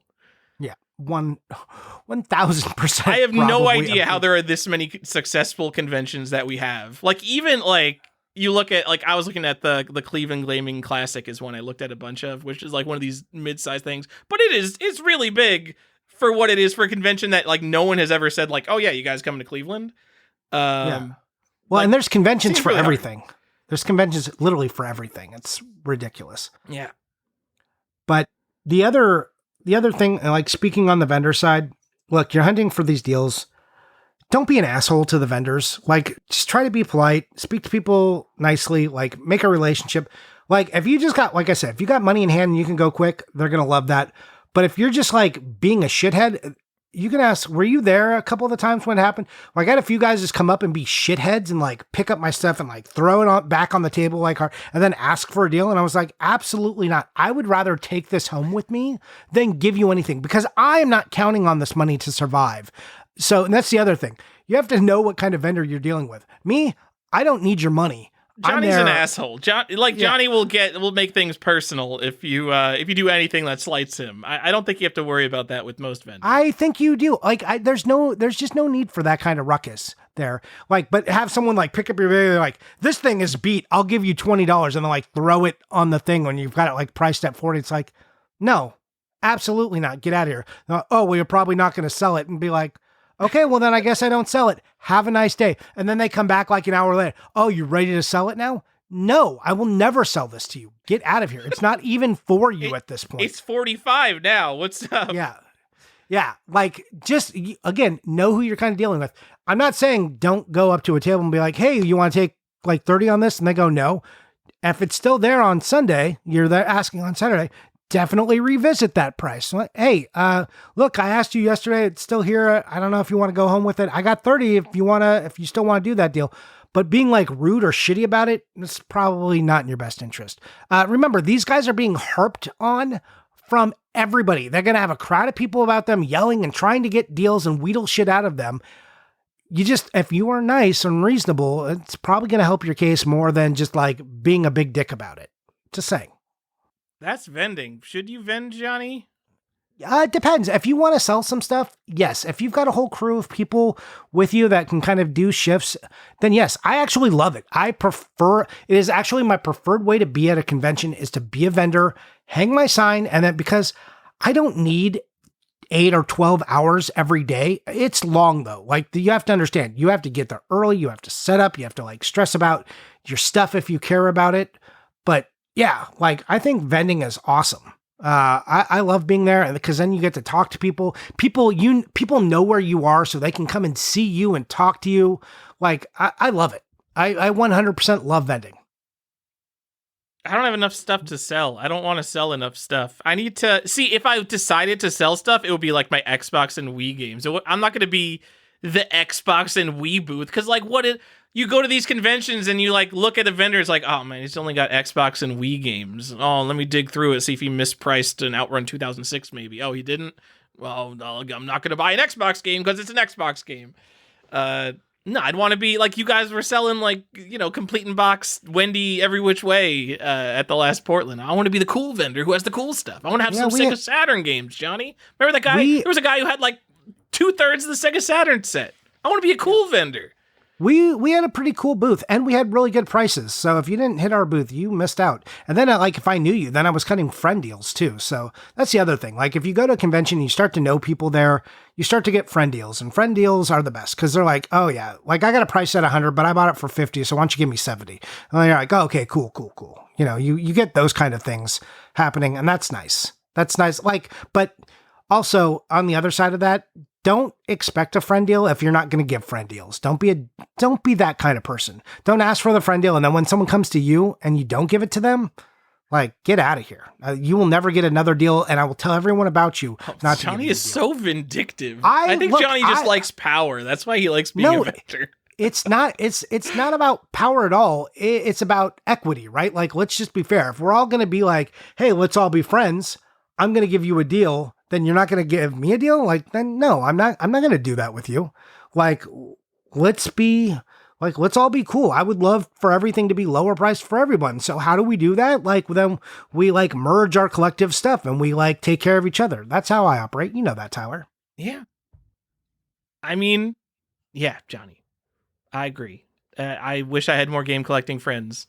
Or you know what? I have a lot of game collecting friends. I wish more local ones into the same stuff as me so we could just pool our stuff and be make trades without worrying about value type deal. Yeah.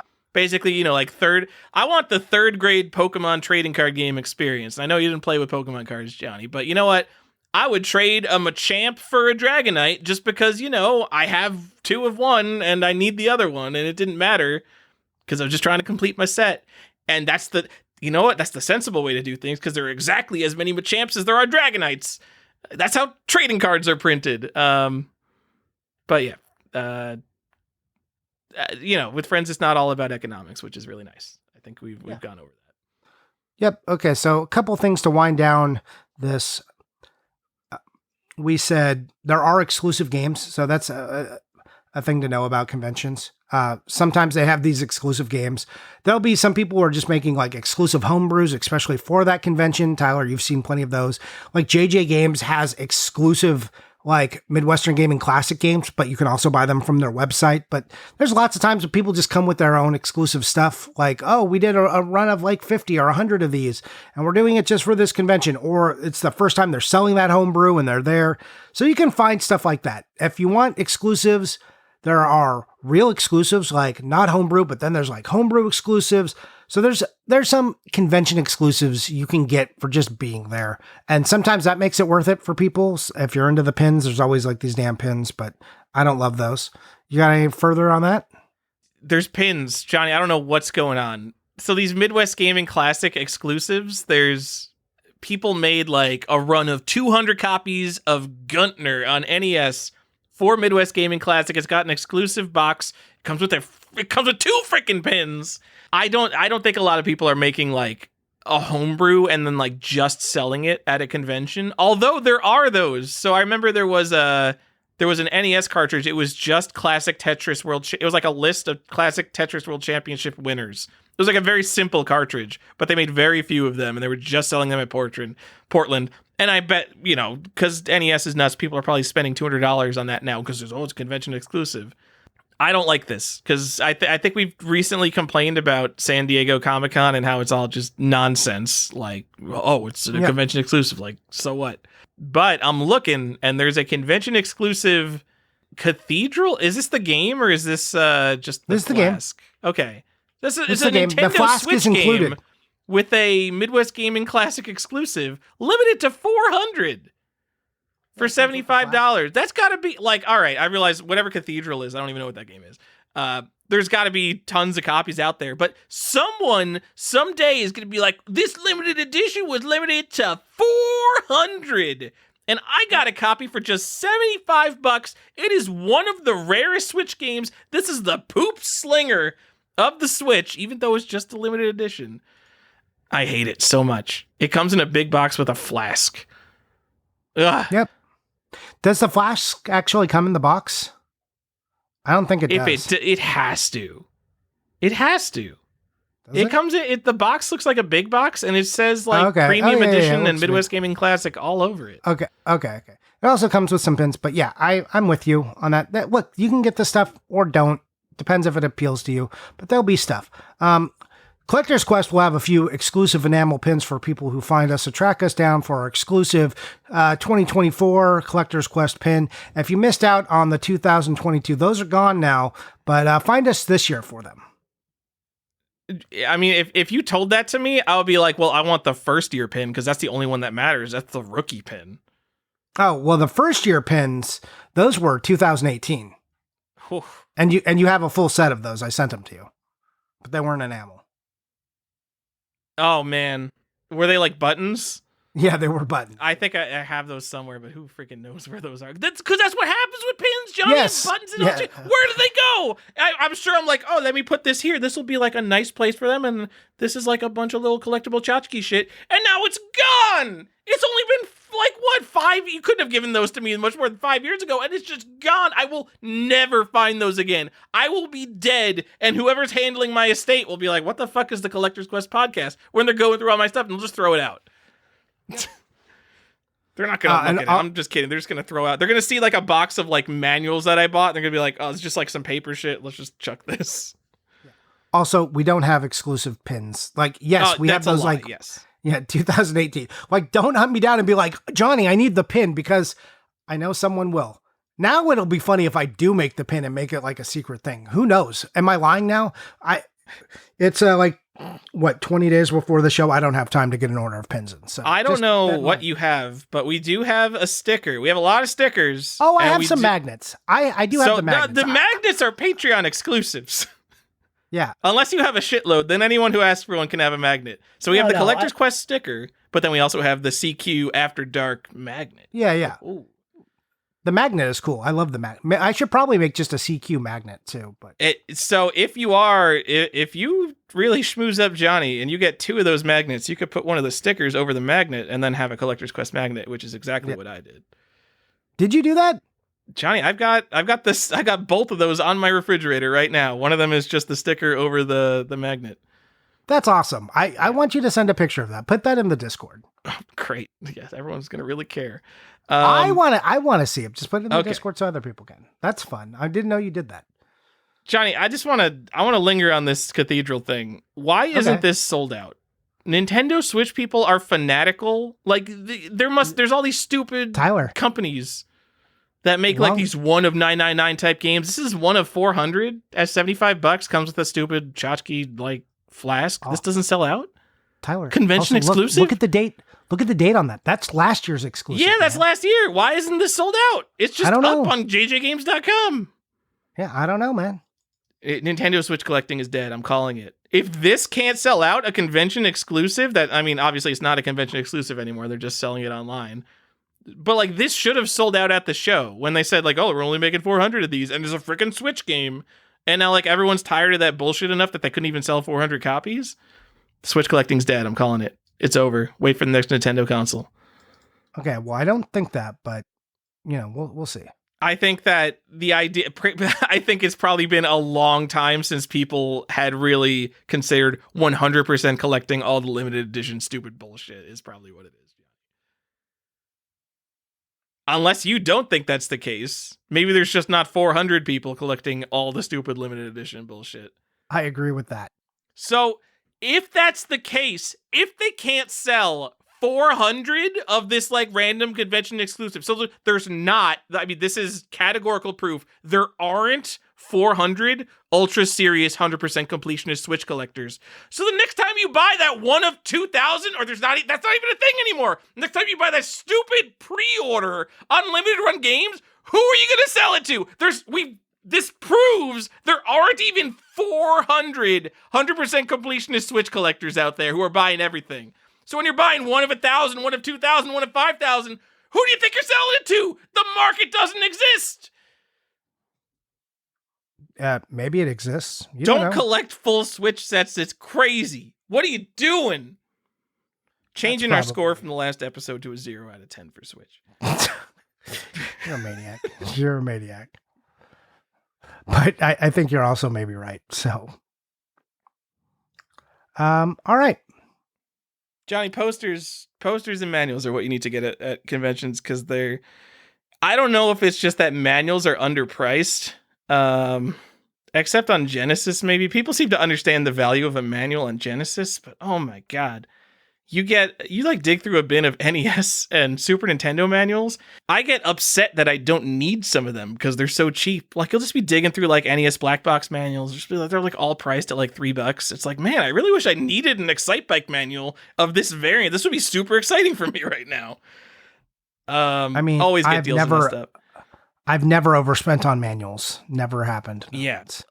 Literally a poster at any price is worth it. And like, there are posters that can sell, for $100 if you have like the right crazy poster. And like, that's probably not the stuff you're going to find. But when you think about like just these random advertising, like EA and Tecmo poster type deals, who is going to charge you more than $10 out of that? Because they have a bin of 700 manuals and inserts that they're trying to get rid of. I'm building my bin right now. I'm going to be that guy in 20 years who never found a place for all these manuals and posters that I've collected. But like generally, if you need something really specific like that, the way you're going to get it is to buy a whole nother copy of the game. So it is going to cost you way more than $10. And I almost have never paid more than $10 for any poster. And I've got some good stuff. So it's, I love it.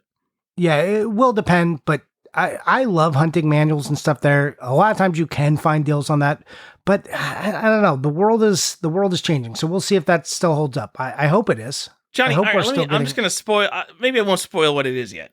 I just bought a Super Nintendo manual, a loose manual, and it was a 1/7, an 1/8 the price of the game, which like I get in some sense that's probably right. But if I have a boxed game, that feels like it's almost free. And the only console where I really see it matter is Genesis, where Genesis, like the manual could solidly be 50%, maybe even a little more, depending on the game. Like they really understand that Genesis manuals have a lot of value. But you find a box of Genesis manuals at one of these conventions, you should just pick them all up. They'll probably all be a deal. You find like that bin of $5 Genesis manuals, like that's a gold mine. Yeah, well, I mean, that's what I did last time. That's why I have a whole giant thing of manuals, which I made a manual collective for us and then have never published it. Yeah, I think people probably have their game collection better organized than me, but I've gone to game conventions like expecting to find cool variants because I'm always thinking about variants and stuff. And then I don't find the cool variants, but I do find bins of shitty old manuals no one wants. And I don't have like the 100% list of all the manuals that I do need. So I should have come better prepared. I will come better prepared to Midwest Gaming Classic, which means I won't find any manuals at Midwest Gaming Classic, and they're going to have all the cool variants that I wasn't thinking about. That sounds right. Yeah. Okay, and here's my last thing. This is the last thing I want to just go over. And yeah, so this is for y'all, and this for you guys to look out for. Hygiene is sometimes suspect, and you can't control everyone's but your own. So please, please clip your nails. Okay. Wash your hands. Bring some hand sanitizer. Well, a little bottle of hand sanitizer going to go a long way. You're going to be around a lot of bodies. Okay, and that little hand sanitizer is going to help you not get sick. If you are a person who really feels comfortable in a mask, you might want to consider that because you're going to be packed with a lot of bodies. Or if a lot of bodies make you uncomfortable or you're worried about getting sick, and I'm not talking COVID, I'm just talking general germs. I go ahead, don't let whatever social conventions you're worried about hold you down, because truth is, just every time people travel and go to these conventions, always come back sick. Tyler always gets sick. I will wind up picking up something. But yeah, you're just going to be around a lot of people in a tight area. So just understand that. And people's hygiene is not always going to be up to maybe your personal standards or my personal standards. So, yeah. Not only are we in a tight area, we're all digging through bins, everyone's touching the same games. Literally, if there's a prime location bin of, I don't know, PS2 games, you might be touching the same game that 5,000 other people have touched. Yeah, I'm telling you, hand sanitizer, just that travel hand sanitizer, man, you're going to feel so good just knowing you got that with you. Put it in one of your giant cargo pockets. You hate the baggies that people put around cartridges because they feel terrible. But you know what? If I bought a game, I would love it to be in a baggie. So when I bring it home, I could get the convention baggie off of it. And you know what? I would love game. You know what I would love? If everything was just in a box protector and I could just lay on. I mean, okay, yes, cool. that is ideal. So, and just again, hey, clip your nails. That Johnny's just being weird. Yes. I'm not being weird. Long, gross, dirty fingernails. I mean, ugh. Yes, obviously, yes. Clip your nails. You wash think your I asshole, wouldn't have guys. to say? You think I'm just saying it because I haven't encountered it tons and tons of times over and over again? I've never looked at another person's fingernails in my life. You're never reaching into another bin and some other guy's big meaty hand comes over and you're just fucking gross, dude. Do something with that. Oh my what God. are you doing with that? What do you got shit up under those fingernails? Do something with yourself. American, I'm just talking to my Americans here, Europeans. You guys haven't figured out. You all need to buy bidets. I'm sorry. Whatever we're doing here with the toilet paper industry, we've clearly got it wrong. We're on the wrong side of history. Eventually, we're going to figure it out because everyone goes to Japan and they're like, whoa, those Japanese toilets are sure something. We need more people to take trips to Japan and figure that out. I've never been to Japan. I'm speaking from the experience of my in-laws here who went to Japan and immediately bought a Japanese toilet. We're all disgusting Americans, okay? Figure that shit out. Also, you're probably going to be crapping in one of these conventions if you're there for a long time. That's the other advantage of having a hotel room. You can be I'm not dealing with that bathroom. I'll just walk back to my room, thanks. And I'm telling you, if you got to poop, that's going to be a big advantage for you, especially if you're traveling with a lady who may not want to deal with all that, especially if she is not hardcore into this and you just drug that poor woman with you. Also, don't just do that to her. Tell her to go visit a garden or something or whatever she might like to do, or stay the Monday and do things that might entertain her, unless she is super into this. I'm not trying to, this is not a sexist thing. I'm just talking ratios, looking normally it is. But I always see that girlfriend who has clearly just been drug along and she looks upset. So, having your own bathroom is a benefit. Anyways, my father-in-law is a bidet convert, and my father-in-law is the most basic guy that you could think of, right? He's an older dude. He's well older than me. He is not the type of guy that you would he's a guy who will definitely go swing a hammer and build a fence. You're not I bet that guy would love a bidet. He went, I don't know where he tried one, but he was got to get bidets. These are the best things ever. And I was just all right, I have more respect for you. Somehow, it's not I don't I don't respect him, but I was pretty impressed by that leap because I just didn't expect it from that generation. Yeah, I'm with you. We should all be having bidets. If you guys don't know, go backpacking because you can't. I mean, I guess you could bring toilet paper. Some people do bring toilet paper while backpacking, but it's a lot easier just to make a little bidet out of a water bottle, and then it's oh my God, I'm in the woods and I'm cleaner than I am at home, and then you will immediately think toilet paper is disgusting. Let's just talk about toilet paper and how terrible it is. Well, should we continue on like how dirty nails are and then toilet paper? Yeah. Let's go. All right, here we Let's go. ruin Here's this the real podcast advice, for everyone. practical advice, because you can't control. There's going to be unhygienic people at a gaming convention. Don't touch your face. Just consciously throughout the day, you're going to get sick, but just be like, oh, I really shouldn't touch my face for any reason. Oh, I've got an itch. I've got to rub my eye. No, do not touch your face for 3 days Touch your straight. face hundreds of times a day. Don't do it. Here's the other thing I'll say to my glasses wearing friends. If you have contacts and you can stand contacts, bring your contacts. Also, if you aren't that person, I always just in my glasses. I don't mind contacts, but I just never wear them. Bring a glasses cloth with you, a fresh one, some alcohol to clean your glasses. Just be ready because your glasses, like you're just going to look and you're going to be like, how did they get so goddamn dirty? And man, having fresh, clean glasses is a game changer. So, anyways, that's my last tip. I got nothing more on game conventions. Johnny, game conventions sound gross. Should you go to game conventions? There's a bunch of sweaty, yes. gross nerds, and there's no deals, and I'm going to have to sit at a convention table all day. That sounds terrible. And I'm going to have to pay like hundreds of dollars to be there, probably.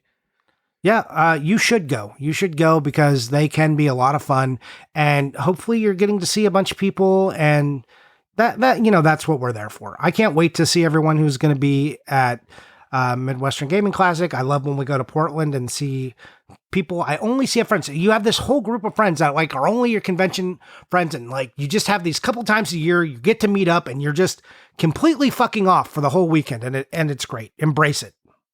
Go talk to some random people and make some new friends. If you see someone like digging through Xbox games, be like, yo man, what you looking for? What do you collect?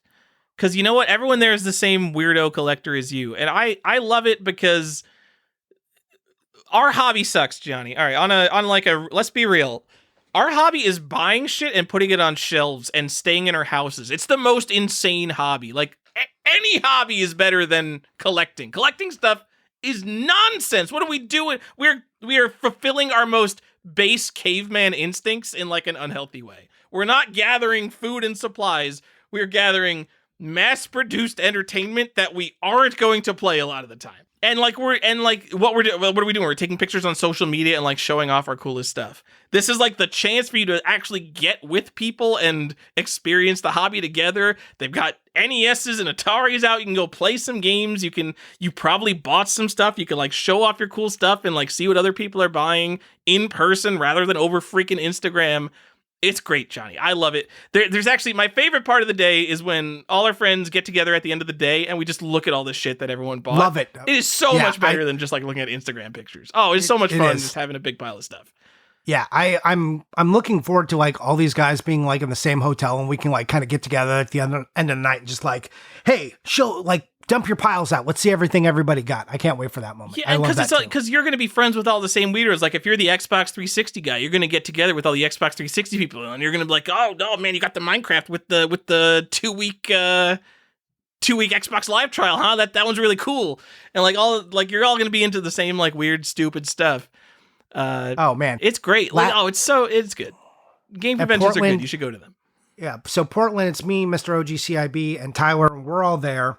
And at the end of the night, like just piles of manual. Like we're going through manuals. We're looking at the codes on top. Oh, you gotta was this one a good one? Like, man, that was cool. We're just like going through all the dumb stuff. That was really good. I love that moment. So anyways, something to really look forward to.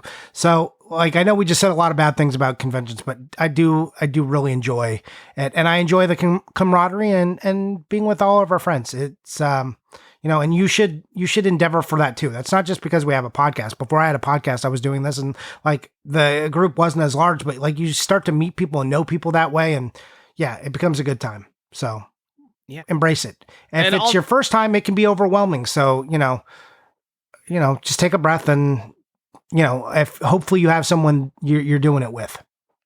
Johnny, there's a lot of introverted nerds, so reach out and make your own friend, especially if you're going alone. But I mean, some of my most memorable times at MagFest are just like random people coming up to me and just like introducing themselves and like forcing me to have a conversation with them. Like I remember guys coming up with like just like flasks and being like, "Oh, here, have some whiskey." It's like I don't even know this guy. He just sees me sitting on like the edge of the concert and he just like wants to have a conversation.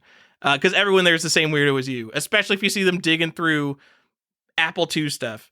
Worst case scenario, just talk to the vendor, because if the vendor has this stuff for sale, they probably have more of it that they're keeping for themselves, and they're probably into the same weird stuff as you. Yeah, it's nice. Like if a booth isn't entirely busy, just be like, "Where did you get all this extras from? Where does this come from? Are you a collector or like what are you doing?" And getting their story, and they're like, "Oh, this is like all my doubles because I just buy so much bullshit." And you're just like, "Oh, okay, you're this nerd. All right, cool. This is your thing." I love that. Like, I can't do that if someone just has like the lots, just like the bins of the NES and the PlayStation 2. It's like, okay, you're grinding through like your excess inventory here, but when you get to the booth and it's just like the guy who has all the TI 99 computer stuff is like, all right, I want to have a conversation with you. Tell me about what's going on here. What compelled you to come to a booth in 2023 and all you have is TI 99 computer stuff? You've got some stories to tell me about TI 99 stuff. Yep. All right. Okay. We did it. We talked about conventions. We'll see you guys at Midwest Gaming Classic because we haven't been there. I'm expecting it will be great. Yeah, I think it's going to be great whether the convention is great or not. So the Midwest so Cleveland really ripped him off here. The Cleveland Gaming Classic. Midwest Gaming Classic has the best name. I don't know what a gaming classic is, but I love the idea that you named your convention the Gaming Classic. So good. I don't love the name. You don't love the name? No. Too many games, don't like it. MagFest is fine. Like Portland Retro Gaming Expo, Long Island Retro Gaming Expo, like they're so on the nose. Game On's a little too cute. Yeah, it's too cute. Don't like it. Midwest Gaming Classic. Tell me there's a better name out there. What do you got?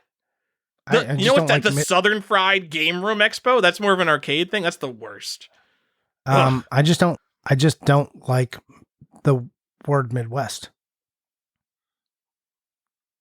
Oh my, because you're going to complain that it's not the Midwest. Okay. All right. We've gone over this. I'm just waiting for that moment for you. I don't like, you know what? I don't like the word gaming. I like if they can get it across without the word gaming.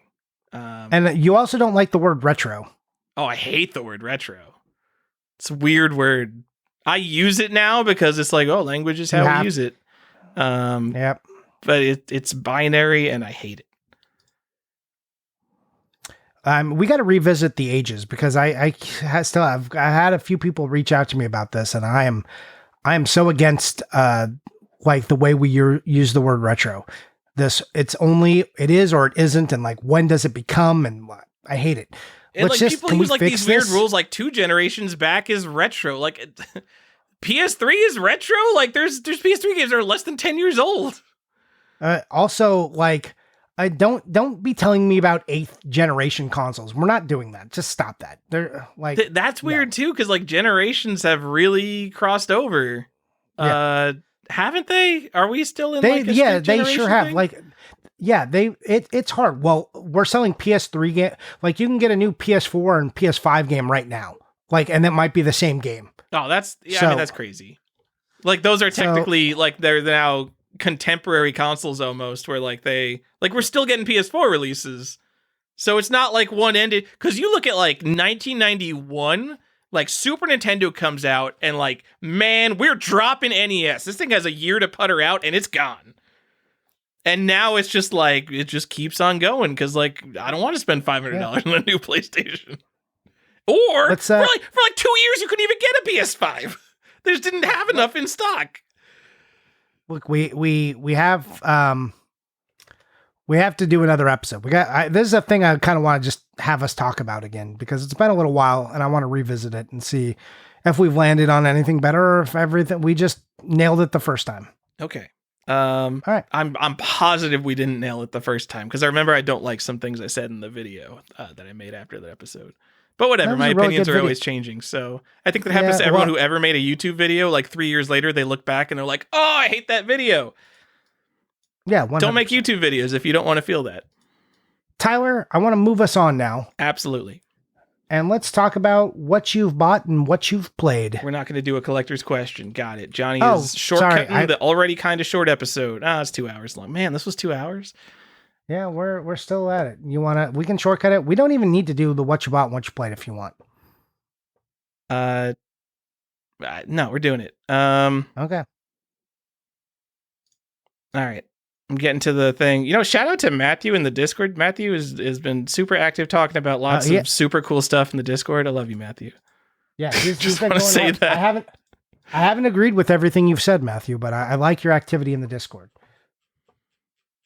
And if I'll shill now, if you want to be a part of our Discord, you can do that by joining us on Patreon for the $2 level. That'll get you in the door into our Patreon, and the $4 level will get you access to all of our bonus content. So occasionally we do something called the After Dark, where we just ramble about whatever. So if you want that extra content, that's how you'll get that. And that's at patreon.com/collectorsquest. EA Sports 00 asks, I recently moved off the Retro Game Collector app to plain old spreadsheets, and now I feel way more engaged with my collection. What's the latest on how you track and catalog your collection? Spreadsheets still, and collectors always. If I were to recommend something to someone, I would say, yeah, a spreadsheet, and the collectors apps I do think are very good as databases. I think I love open source stuff and making your own stuff, but even like it would be a lot of work to make a database that's as good as just the collectors database is. And that's collectors with a Z. With a Z. God, so stupid. Hate it. But I don't know if their mobile app is quite as good. I think it is still really good. But specifically their desktop database app, which I realize who uses desktop software anymore, but I do like it a lot. Well, they also have a cloud version of that app, or a web browser-based version of it now that you can use. And the mobile app is still very good. Not as good as like the browser-based one. I like it a good deal. There's a lot of people who recommend GameEye and like those. Those are just too limited for me. You're just stuck with their stuff, and I do not like it. I realize I'm sure they have like CSV export and all that. I don't want any kind of vendor lock-in whatsoever. I like having 100% control of all my stuff. And I realize even Collectors has been around forever. Collectors, is that one guy? Like Collectors is a very small company. I'm pretty sure when you email support, it seems like the guy is getting back to you when you email Collectors, which is good in some sense. But that guy's going to die, and then the app goes it has the bus factor. He's got a team. He's like the figurehead now, I think. Okay. Yeah, I super love spreadsheets and just organizing the spreadsheet exactly how you want. I haven't my collection's a mess right now. What I want to do, I want to get rid of like all my like weird incomplete and card only stuff, because like I don't want to catalog 300 card only Famicom games. Like I literally would rather just buy the 20 of them that I actually care about over again, complete in box, and just get rid of all of them than catalog like all this garbage that I have. Oh, if only you had a convention to go to sell those. Mike, maybe we're gonna have to see how big your booth is. Maybe I'll bring a carry-on worth of stuff and just throw it out if it doesn't sell. But like that's the problem. Like, what am I gonna do with that stuff if it doesn't sell, Johnny? Like I could have common Famicom games for $1 each and have 20,000 people look at it and be like, huh, common Famicom games, don't want those. Yeah, I mean, or you could just put the lot up on eBay. That's what I would do. Yeah, that's what I'll probably do. Because I don't want to haul those things around either. All right, I don't think we have any secret insights here. We still like spreadsheets and collectors. And collectors. Yep, but these are still your best options. And by spreadsheets, you can use Excel. Also, just get a Google Sheets, and then that way that's in your pocket all the time. Yep. That's what I used Google Sheets for a very long time before I decided Google was the devil. Kanakis is here saying he also uses plain text spreadsheets because they are the best. And now they're talking about script and Python stuff. This was a conversation that happened 5 months ago. I don't think we need to go too far into it. Nope. Oh, God, these nerds are talking about NoSQL databases and MongoDB. Oh, my God. Clearvis, you're a nerd. We get it, you guys. Ugh. Really topical. Super Metroid Man asks, what is the definitive PC Halloween game to collect? The definitive PC Halloween game to collect? Mystery House. Oh, damn, that is it. Mystery House for the Apple II. There are 4 major variants of it, but Mystery House is the first graphical adventure game, or I'm pretty sure it is just the first. But if it's not the first, it is the first one that anyone cares about. and that is Ken and Roberta Williams. That's a Sierra game. It's big with Sierra collectors. It's big with Apple II collectors. It's big with computer collectors. It's big with adventure game collectors. It's like I don't know, at least a couple $1,000s for a nice mystery house in a folio. It didn't come in a box. It comes in a folio because it's not a game that was distributed in a box. It's a piece of software. Yeah. And then if you don't want that, so there's things like The Seventh Guest, which is a good one. And then this is not asking what are good PC. The definitive one, I'm never going to call The Seventh Guest the definitive one. No, I don't care how well it's sold. Okay. Well, let me offer you this one because I think maybe Mystery House is too early and like maybe not a broad enough appeal. Alone in the Dark. I mean, are you just trying to appeal to me? I mean, I'm not going to call it the definitive one. I think Mystery House has too much like cachet around it. Like you might not be in the group. Most people are not in the group of people who care about Mystery House. But as a collectible, there's still way more people who care about Mystery House as a collectible than Alone in the Dark. As important as Alone in the Dark is. Yes, but if we're talking about people who are just like Halloween people, they may not even know about Mystery House, honestly, just because it's so early. I know that's a thing that I came to later and was like, oh yeah, shit, this is the thing. And I still don't have one. I've got like variations of it, but I don't have the one, and I know you don't either. And I really want one. But like Alone in the Dark, I felt really good about when I got that. I was like, this really feels like the PC game, like one of the definitive PC games for me. Like, there are a few that I think make up like the culminative like experience of like what horror PC gaming was back in certain eras. And it's hard to pick like, say the one. Like I would just, as I said, default back to Mystery House. But I think there are ones that are like really emblematic of the time and stand the test of time. And Alone in the Dark is definitely one of those. All right.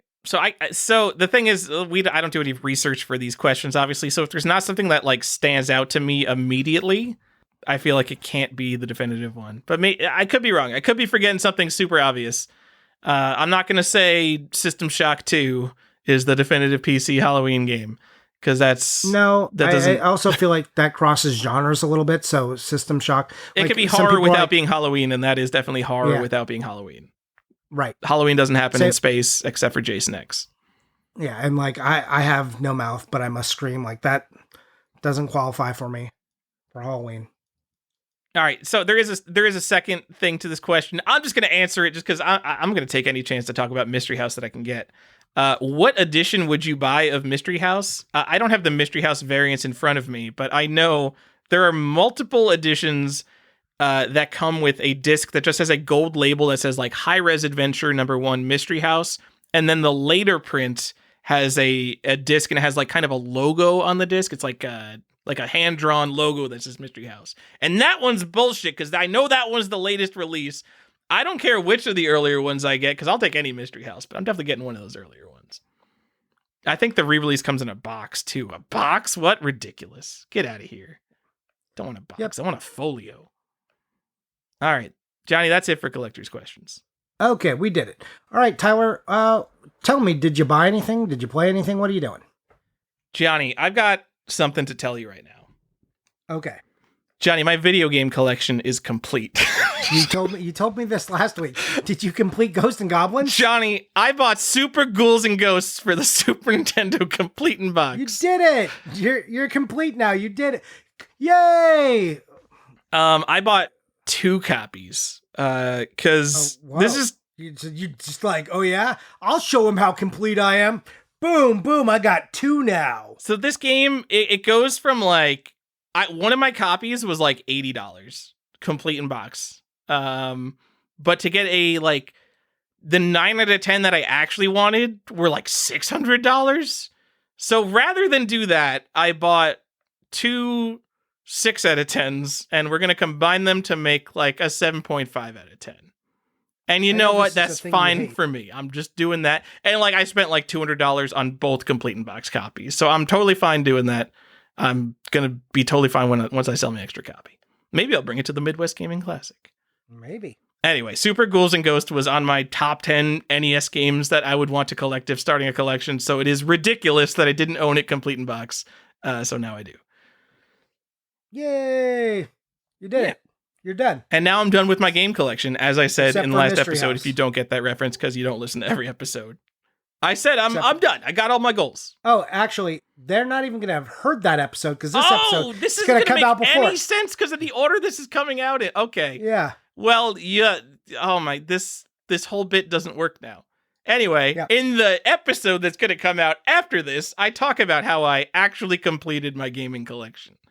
Look forward to that in 2 weeks. All right. Did you play anything? Did I say I beat Baldur's Gate 3 and that game's kind of messed up? You see, I probably said that in the next episode. No, you were still playing it. I don't know if you said you beat it. Johnny, I beat Baldur's Gate 3. That game is kind of messed up. It is both great, like really great, and also overrated. But I can't complain about it because there's only so many real co-op computer RPGs, and Larian does it better than anyone. It's just that they made a game that does it better than anyone, and it's called Divinity Original Sin 2. I don't know how they made it so much worse in Baldur's Gate 3. Like, the actual co-op experience is so much worse in Baldur's Gate 3. But now that we're done, we're moving on to games like Solasta, Crown of the Magister, which I've heard described as Wish.com Baldur's Gate 3. So I am really excited to see just how janky the rabbit hole goes. Oh, it sounds great. Yeah. That's what I'm up to. Okay. All right. Hey, Tyler, have you ever heard of Night Hunter Awakening? No. Oh, we had to add like the really generic subtitle on there, huh? No, I have no idea what that is. Yeah, well, it's a game from Ubisoft, and it's for the PC. What do you want? Came out in like 1990, and it's a PC game that's got a vampire on the front of it. Tyler, go take a look at it. I'm literally trying to find this game, and I searched Night Hunter Awakening, and I can't find it. What are you talking? Take off. Awakening is like the subtitle. That's not like even in there much. Just Night Hunter. It's not even in there much. What does that mean? Like, it's in the manual and stuff, but it's not like on the box. This game's from 1988. Is this like when Ubisoft was cool? All right, Night Hunter. Is this a DOS game? This game looks like Dark Castle. Yes, it does. Oh, you're playing a cute little vampire. Man, this looks terrible.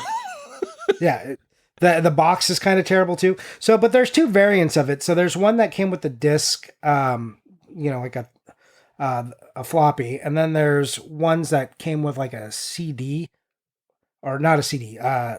Did it come with a CD or like another version of the floppy? But there's one that's like a soft box. So yeah, let me get this right. There's one that comes with like the soft flip top box, and then there's one that comes with the older style, like shoebox style PC box. And I went for that version. I don't actually know if that's the earlier version. I just like those softer cardboard boxes with the flip tops always are in much worse condition.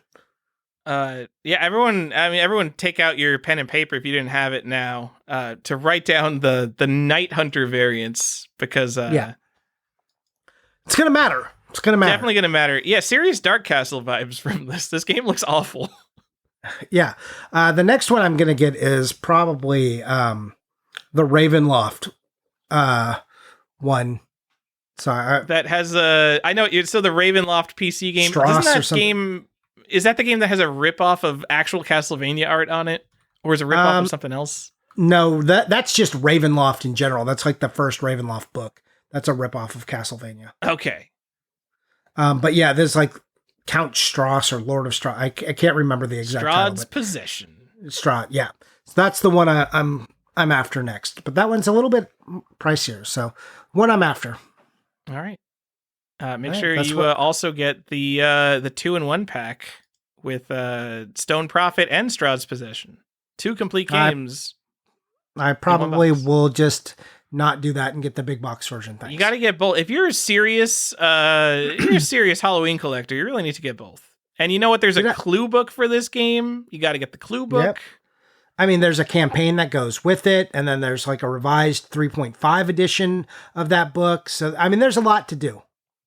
All right, I can't shit talk buying this game because I haven't played like a lot of these classic AD&D games, and I just played Pool of Radiance and I thought it was awesome. So maybe these AD&D games are actually cool. I bet it's a little bit messed up. I bet it is.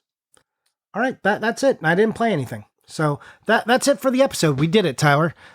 I can't wait to see you in just a few short weeks. And we can't wait to see everyone listening to this. Go find Johnny. He'll be at the Lost Joystick Network booth. I will be walking around desperately trying to find deals that probably aren't there. I'll probably just be ignoring all my advice and just ignoring all my friends and FOMOing on all the bins of NES games looking for screw variants. Yep. That sounds about right. Anyways, we will be there. We do look forward to seeing you. Come find us and get those secret pins, or maybe they're not secret. Maybe I don't even have them. Who knows what's happening with that? It's a lie. There's no pins. All right. That's it for the episode. Thank you so much for listening. For those of you who support us on Patreon, thank you so much for that. We doubly appreciate that. But again, just happy you all stayed with us for another episode. We look forward to seeing all those faithfuls out at the convention. Can't wait. That's it. Bye.